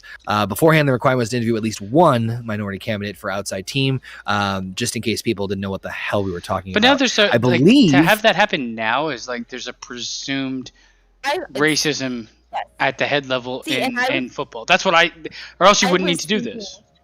Yes, I was thinking that it was a rule that had been implicated back when racism was a little bit more. Now it's like a but a little bit more visible. It's kind of weird. Looks like it was established around 2003. Well, that's weird. That's bad. I understand that racism is like it's always. But everybody's racist, right? To an extent. Here's the thing: racism it's always underlying. It's always there, and unfortunately, it probably always will be there because some people don't know how to raise their fucking kids. But anyways. But to pinpoint one race as being racist and another race can't be, or nobody else is kind of bullshit. Fuck, man. The most racist people I ever met in my life were fucking Chinese. Here's the thing: so, when you have rules like this, it just enforces racism even more because you're not looking at you're fighting racism with racism or their qualifications. You're looking at them. You're interviewing them just simply because they fit the requirement of skin color, and that's it. Exactly. That's racist. And that's not. This is what I'm saying. Like when I saw that email at work, I'm like, man. I'm like, I could literally throw up a sign on that meeting that says blacks only, and I could. That's how bad it was because I couldn't go to it. I wasn't allowed because of my skin color. Exactly. You're fighting racism so with racism, and it doesn't fucking work. Now, granted, these minority coaches, I'm 100% that they are probably more than qualified most of the time. If they're good, they're good. I don't give a shit. They could be fucking burned skin. That's the whole point. They should get the interview based on their qualifications and not based on the fact that they are a minority or based on the fact that they're fucking white. Why is this a thing? But like, here's the thing: you own a multi-billion-dollar or million-dollar company, and you're gonna hire because I like the skin color. Then you're gonna fucking lose all your money. Okay, that's what's gonna happen. Let's just say, okay, if Basement had a company, right, and he had a hiring fair, every single one of his employees would be like a very beautiful black woman. Because probably, yeah. I love that chicken from Popeyes. Exactly. Jesus. I was gonna say they're all gonna be the Popeyes lady, not just a beautiful black woman. Can we clone her? Woman. She can do every job. Meanwhile, she's fucked up. Like I said, I'm just tired. Why does it have to be? Nothing makes sense. It doesn't. They don't need this rule. It doesn't need to exist. It's like. If you go to McDonald's and apply for a job, we can't hire you because we don't have enough black people working for us, so we got to hire black people, and you're the only position that we have. But there's nobody that's black that lives in this area. Well, Frank brings up a really good point in the chat. He said a lot of minority coaches will turn down interviews because they know they are only getting it to satisfy the Rooney rule. Which, yeah, I can definitely see that being. You don't want to get a gimme, like a softball. Plus, it's just like if they're there just to satisfy that rule, it's then you're there because of your skin color, not because of your accomplishments in life. It's racist, no matter which way you look at it. It's fucking racist. What was I gonna say? This has spread into Gina. Remember the black guy from Walking Dead? Mm-hmm. That was the king? Went crazy. The king? No, the other guy that went crazy, no. and then he came. Yeah, the guy with the son. So he came out and he was like, with acting now, they're like, representation is super important. We need people that are gay to play gay people, transvestites to play transvestites. Oh yeah. Like this is the same idea where it's like it's acting. You realize you're playing someone that's not yourself. So literally, why do you need to? So what the fuck? If we need a queen, we can only get a queen to play a queen. Like what the fuck? What is this stupid shit? Well, it's on Modern Family. They went the opposite direction. The guy who plays Cam is not actually gay. Yeah, but the push now is like social media and things like that will go crazy. It's like, oh my god, all the good gay roles are being taken up by people that aren't gay. It's like, well, how about you have a gay actor that plays a straight role? Why not? The guy who did the voice of Apu from The Simpsons. That's the same. Like that's a similar situation. It's like, oh, you're not brown, and he's like, okay, I guess I'll step down. But anyway. But speaking, actually, this might be a good segue to go into our final little topic here. And real quick before we get into that, I want to thank again everybody who has joined us either live here on YouTube or checking out the replay or joining us on the podcast network. Because again, we're on your favorite podcasting sites now. We're on Apple, Spotify, Stitcher, Google, and hopefully coming soon to iHeartRadio. And if you haven't subscribed to our YouTube channel, do yourself a favor. Trust me, there's some great stuff in there. YouTube.com/Horny Goat. So make sure you guys check out all that different stuff as we get into our last topic, which is an interesting one to say the least. And I heard about this. Get on that PCast. We're just fucking hitting all the hot button topics this week. I mean, Jesus Christ. This one is about one of the G4 hosts, Indiana Black, went on a bit of a... No, I think it was Frosk or something. What? Frosk? Oh, I'm sorry. I had the wrong name pulled up. Indiana Black. Indiana Black. I read the wrong name pulled up. Sorry. With Frost on her takes about the treatment of women in like the gaming industry and or her experience with certain comments on. No, this was ridiculous to me. So. Sorry. I don't know how. No, I was just say I don't know how to like phrase this the proper way. I'm trying to pull out the exact. I'm trying to pull up the exact transcript of the whole thing. I watched this video. Comments that she wasn't as hot as. No, she wasn't as bangable as the previous host on a show where they're reviewing fucking video games. So here's the thing. Fucking care. Here's the thing. G4 was a show about games that died, I think, in like 2013 or something like that, right? Yeah. It died and it came back now. So, in the past, games in general, and so many other fucking media outlets, what would they do? Sex sells, right? So they had Olivia Munn and this other girl on there, and they would like fucking over-sexualize themselves because that's the market they were looking for. Just what it is, okay? That's what it was at the time. People don't like this woman because she's a fucking person that will sit you down and lecture you. And that's exactly what she did to the entire audience that was watching this. They're watching for games, and she's like, "I'm not bangable." To me, all she's thinking in her mind is, she's not bangable enough. She has some fucking issues. No. I disagree. I disagree wholeheartedly. Oh, God, I don't. Here's the reason. All. Here's the reason. I don't disagree necessarily with what you're saying about the show being about video games. That should be the primary topic. However, if these people were saying that this girl is not bangable, so I think her whole point of it is it's like sex. No, I don't want to say sexist. It's the whole point is the show is about video games, and they're commenting about whether or not she is bangable or not. That's inappropriateness. That's the whole fucking point of it. My point is, why does she fucking care? Well, I mean, the show was obviously sexual harassment. The show was obviously built off of some form of sexuality originally, which made it popular.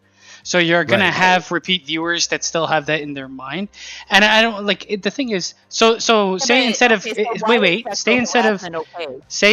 casting Jason Momoa as Aquaman, they casted fucking Aziz Ansari. Okay. You don't think there would be a bunch of people be like, I don't think he's big enough or hot enough or this enough. It's the same for everybody. I don't see like why we're like, what the fuck? But I don't see where she gets off being like it's a one-way street. Because it's not a one-way street. Every single fucking person that puts themselves out there on media is going to be chastised for their looks. Why do you think every ad has some fucking hot-ass actor being like, buy this sweatshirt? They're not going to show you some fucking frumpy old fuck. I completely understand and agree to a certain point with what you're saying, but all I'm saying is that she wasn't wrong in calling it out because it is sexual harassment. It's not sexual harassment. It is though. No, because then you're trying to control everything on the internet. Exactly. Okay, this is a problem. No, Gina, now listen. Here's another woman's point of view from the other side here. I know. From my years of gaming, when it comes to gaming, you are going to have these fucktards out there who are guys that gatekeep games and sit there and say, oh, you have tits? Show them to me. That's sexual harassment. Yeah. Telling somebody they don't look bangable enough is Yes, it's an insult, but it's just telling her she's ugly. That's not. But the thing is, she's not. Okay, so like maybe not sexual harassment, but I think the whole point of what she was trying to do was she was trying to call out. Did you watch the video? Did you watch what because the video was ridiculous. The guys beside her are like, call him out for us, call him out for us. She's like, what the fuck? Wait, like I don't even know what that guy was like promoting. She wasn't even bitching about whether or not she was fucking bangable. She was bitching about people criticizing them reviewing video games. I'm like, you're reviewing a fucking video game. If somebody doesn't agree with what you're reviewing and how you're reviewing it, then fucking deal with it. If you don't like it, then the thing that strikes me is like I feel like she projected her self-conscious self on the world. Yes. Like I mean, there's plenty of people that would bang her. What the fuck? I 100%. I do understand. I don't get it. What you guys are saying. I think that what she said, she might have said it wrong to what she was thinking. If she was thinking along the lines that I think she was thinking, she either said it wrong or she's just that dumb. She was talking directly about G4 and their audience. For what I'm going to say, from what I saw with the video, is she is trying to just change the entire internet. Not just the gaming world by sitting there saying, oh, we need equality for women. Honey, sit the fuck down. You are not ready for that conversation. Nobody's ready for that. But I'm also going to say, like, you can't have your cake and eat it too. You can't be objectified when you want to be, and when you don't want to be, say it doesn't. No, not at all. Because you can't have a tool. I don't know. It's just like if I own a truck, people are going to come to me to help them move. You guys want to hear the truth? You know? The truth is, like 99% of me is on you guys' side. It's just somebody had to be the bad guy to fight the other side on this conversation. Right. So here's the thing. Her issue, from what I gathered in listening to it, her issue was, and she even said it. Oh, I see the people in the chat. You don't like how I'm reviewing a video game. I've never seen her review a video game. I mean, she's been in the industry for a long time, so I'm probably gonna say she is knowledgeable. It's fine. But like, people won't like you. You could be the best at what you do, and people won't like you. That's it. It's gonna exist. There's a simple way to fix all of this for yourself out there, honey. I know you're never gonna hear this. Why did they have the live chat pulled up on a show like this? There's a simple way to fix all of this, and I understand, and I understand you're young. I understand you're young, but when you reach Gina and I's age, you'll realize we are right. Who fucking cares what somebody on the internet fucking said? I mean, most people are just hateful to be hateful. Let's be real. Here's the thing. Listen, I'm not trying to make this sexist, but especially when you are a female, shit will get said to you on the internet, whether you are asking for it or not. Shit will get said to you on the internet, and it took me a long time to not let that hurtful shit hurt me. But I'm at the point now where somebody could come in our chat right now and call me a cum guzzling fucking gutter whore, and I would be like, cool, all right, awesome, thank you, bye, and just block them and move on with my fucking day. I mean, I am a big supporter of power of scroll. Exactly. I see something I don't like on my timeline. I sit there and scroll past it. Oh. To me, like, it's something to be on. Like, say you have your own YouTube show and you have a small viewership or anything like that. It's just you, and you want to get angry at like the chat and do this. But to be on a show that involves more than you, that involves a huge cast of people, and to like project your ideals that might inherently hurt the entire company. This is what I look at. Like, I mean, this is not a good look for them. No. And I mean, you have like Bob had pointed out the other guy, Adam Sessler, like he tweeted out like I hate all Republicans or something. They can drink piss. Like, I mean, what is this company? It's like filled with Drink piss. No, but Review video games. Shut what the are you fuck there up. for? Like, this is the same thing. Like, I don't- you have like basketball players coming out being like, "I'm gonna fix the world with this tweet." No, you're in your position because you play basketball, not because you can fix world. And I'm going to say this, I don't think G4 would have gotten as big of a relaunch as it did if Xavier Woods didn't practically campaign for a full fucking year to be part of G4. But look at those guys. They all know, wrestlers all know what they can and cannot say to a live audience without fear of losing their job or being blackballed. And the problem is nowadays, this type of behavior doesn't equate to blackballing somebody. Strong female. No, what the fuck? You're calling out people that you shouldn't be paying attention to. I mean, the way she could have handled that is, this is my review of the game. This is my opinion of the game. If you don't like it, that's fine. I'm good with that. But this is like what I felt about the game. Live with it. The problem is this mentality is prevalent in way more than just this instant. I know it is. And unfortunately, it's the majority of it is women because they do get a lot of backlash, more so than the men do. I will say it's unfair. But at the same time, some of them handle it so poorly, so unbelievably poorly. Just looking at I just want to say real quick. I know Connor's got some stuff on his mind because he's been over there. I can see his face. But just real quickly, I'm sorry, but I'm not sorry. This woman is not pretty at all. I mean, she doesn't technically have to be. I mean, some people would find her attractive. Like Taylor Swift and MGK. She looks like Machine Gun Kelly 100%. So I can't really, I'll be the first to say that it's not, take what I say with a grain of salt, because obviously I'm not a woman last time I checked. So I can't put myself in the shoes of like Heather or Gina or any woman who's put themselves out there. Just throwing it out there. So take that as this is a guy's perspective on a female issue. Exactly. So, take that as far as like weighing in the scale on this one. So I was trying to find an exact transcript of what she said word for word. And I think that like looking through it and actually breaking it down, there is a lot of things that she says that are true and accurate, and I agree with. Mm-hmm. Some of this, though, is a great point, but maybe not presented in the greatest of phrasing or the timing or anything like that. I was trying to say earlier. Yeah. No, I don't think it should have been done on this platform anyway, because there's more at stake. Kind of blindsided. There's more at stake than you.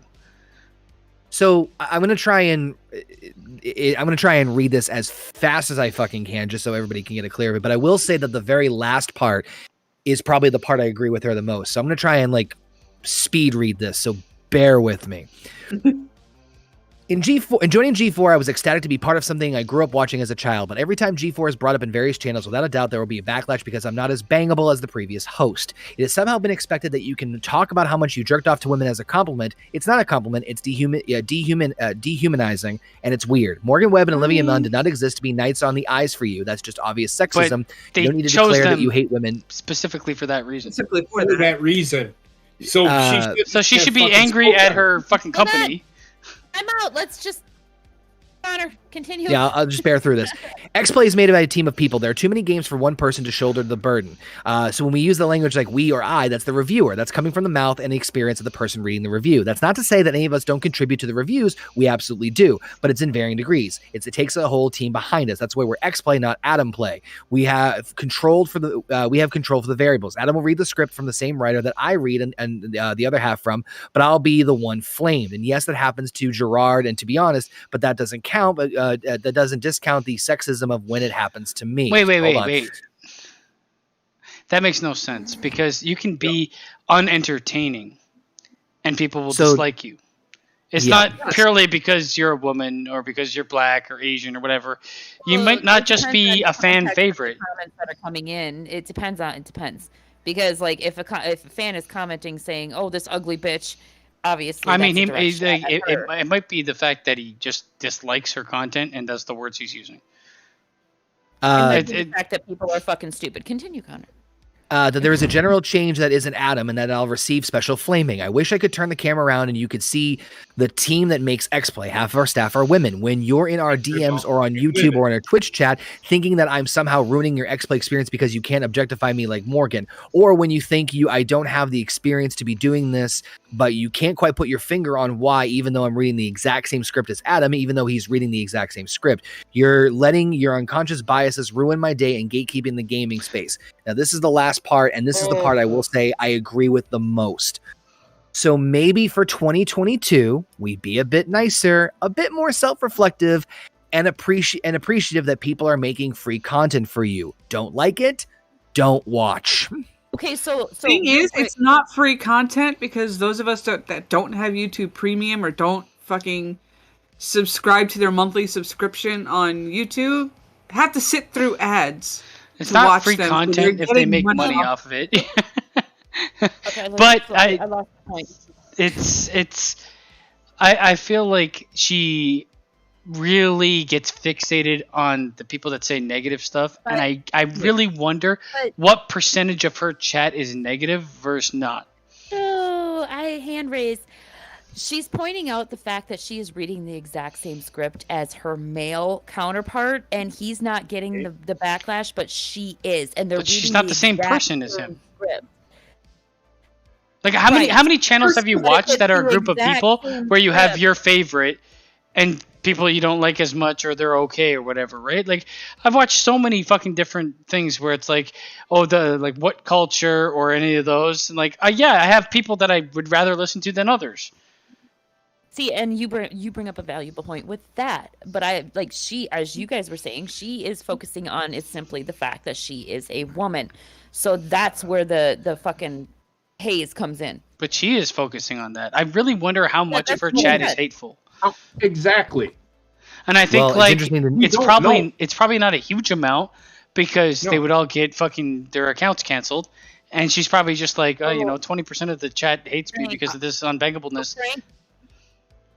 Frank in the chat said, I think she went on a rant hoping it would go viral and up her public profile. Well, I think it might also go viral. I think it might also go viral, and not in a good way though. It might also be a stunt by G4 to get more eyes, but I think that the points of I think she brings up good points. I'm not going to sit here and say that she doesn't bring up good points in the terms of is it unfair that she gets slack for? I mean, it's unfair the amount of fucking weird ass sexual shit that goes towards women online. Period. Correct. I can 100% say I'm going to sit there and use her own words. You see, even though we are reading the same script, Adam will get hazed on as well as I will, but I will get more. So it's not just you getting picked on by this fucking chat. It's also your male counterpart. But it might just be that maybe people don't like you as much as Adam. That was I think he was a mainstay in the old G4, so he's obviously got the viewer base. What I'm curious about is when Olivia Munn ran this show. I mean, Olivia Munn was twerking and shit. Exactly, but that's the point. That's the whole point of this is when Olivia Munn was on there, she may not have been as knowledgeable, and she's up there fucking twerking and shit, but yet she's fucking loved by the male audience. Why? Because she's sexualizing herself. Well, there's the sexualization, but there's also the not sitting down and lecturing you like a grandmother. Yes. Listen, I know that my point of view is going to come off oh my gosh, nobody. The bottom line is there's not a person in this world that wants to be talked down to. Mm-hmm. Exactly. Not a person, and this is what this came off as. So there's a way to do things. I mean, she has grievances. Yeah, okay, yes, I will. This is not the way to do it because your audience is just going to hate you more. Agreed. Yeah, which is exactly what happened in this case. But so I think it's a good point to end at this point of the game in terms of everything. So apparently there was in the article that I actually read that Reddit, they shut it down. Comments at all. Yeah, they shut down their Reddit. Because she went on this rant, and I would not be surprised if their YouTube chat was shut down. They are done. The show will end because she And I'm not saying she's wrong, but this was not the place. The show is bigger than you. A fucking video game. Shut your fucking mouth. Yeah. If you want to fucking talk about how fucking you feel oppressed, do it on your own channel or something. Woman, then go on another fucking show and fucking talk about it. Not on here. Period. Bottom fucking line. I mean, how many people might she put out of a job because of this? And it's not because what she's saying is entirely wrong. It's the wrong platform to do it on because you are talking on behalf of a cast of 50 G4, people. Yeah. Right. Well, which I get. I get the. If they have a live chat, you have mods in the chat. I mean, why is the live chat being shown to the people that are fucking on camera? Have it be like related to them by someone that's on the side or something. But I mean, SS2 asked, why is the live chat being shown to the host while they're trying to concentrate on because they're trying to be interactive. They're trying to be interactive with. They're trying to do pretty much what we do, where we're interactive with the chat. But when you have a chat that's going nonstop, it's a little hard to do, And those negative comments do tend to stick out to you. Well, a bit more. She's looking for them and hanging on to them. I was about to say, we've seen porn bots in these chats here. How many times that we have to go in and fucking? We're not like saying it every single time we do it. Yeah. But at the same, another porn bot. but at the same time, their audience is fucking how many times bigger than ours? Right. But I agree that they shouldn't. With their audience as big as it is, with the name "horny" in the title. With the audience as big as there is, they should never be looking at the performers. These guys, correct, and her or whoever, they should not be looking at the chat at all. They should be being relayed specific messages that show up on the computer in front of them or something, and then they can answer them. But other than that, good God, how are you going to keep up with everything? Exactly. That being said, we kept up with the show pretty long for over 3 freaking hours, so I think it's a good time to probably wrap it up on this week's. There's a lot of topics. No bucks given. A lot of topics. We went deep, hard, and heavy, which is just the way I love it. But I want to thank everybody for tuning in. I want to thank, of course, the esteemed panel here. We got Canadian Basement, Heather, JP, and Gina, as well as myself here every single week for you guys on No Bucks Given. Again, subscribe to the YouTube channel, youtube.com/Horny Goat. If you guys haven't done so already, smash that like button if you haven't done so already. We'll be back next week with another episode. We got a ton of stuff in the meantime. Of course, got the MCU Roundtable coming up in a couple of weeks. NAW New Beginnings this weekend. Our weekly gameplays and so much other cool stuff coming at you very, very soon. So make sure you guys tune in for all that. And check us out on your favorite podcasting platforms. We're on Anchor, Apple, Google, pretty much anything with a little in it. We are on there. So thank you all for tuning in. Appreciate the love and support as always. And we'll see you guys next time for another fun episode of No Bucks Given, if we're not booted off the air by then. Bye. Should Connor be like an auctioneer? Oh God, I can't talk that fast. Yes, you can. Jesus, you sound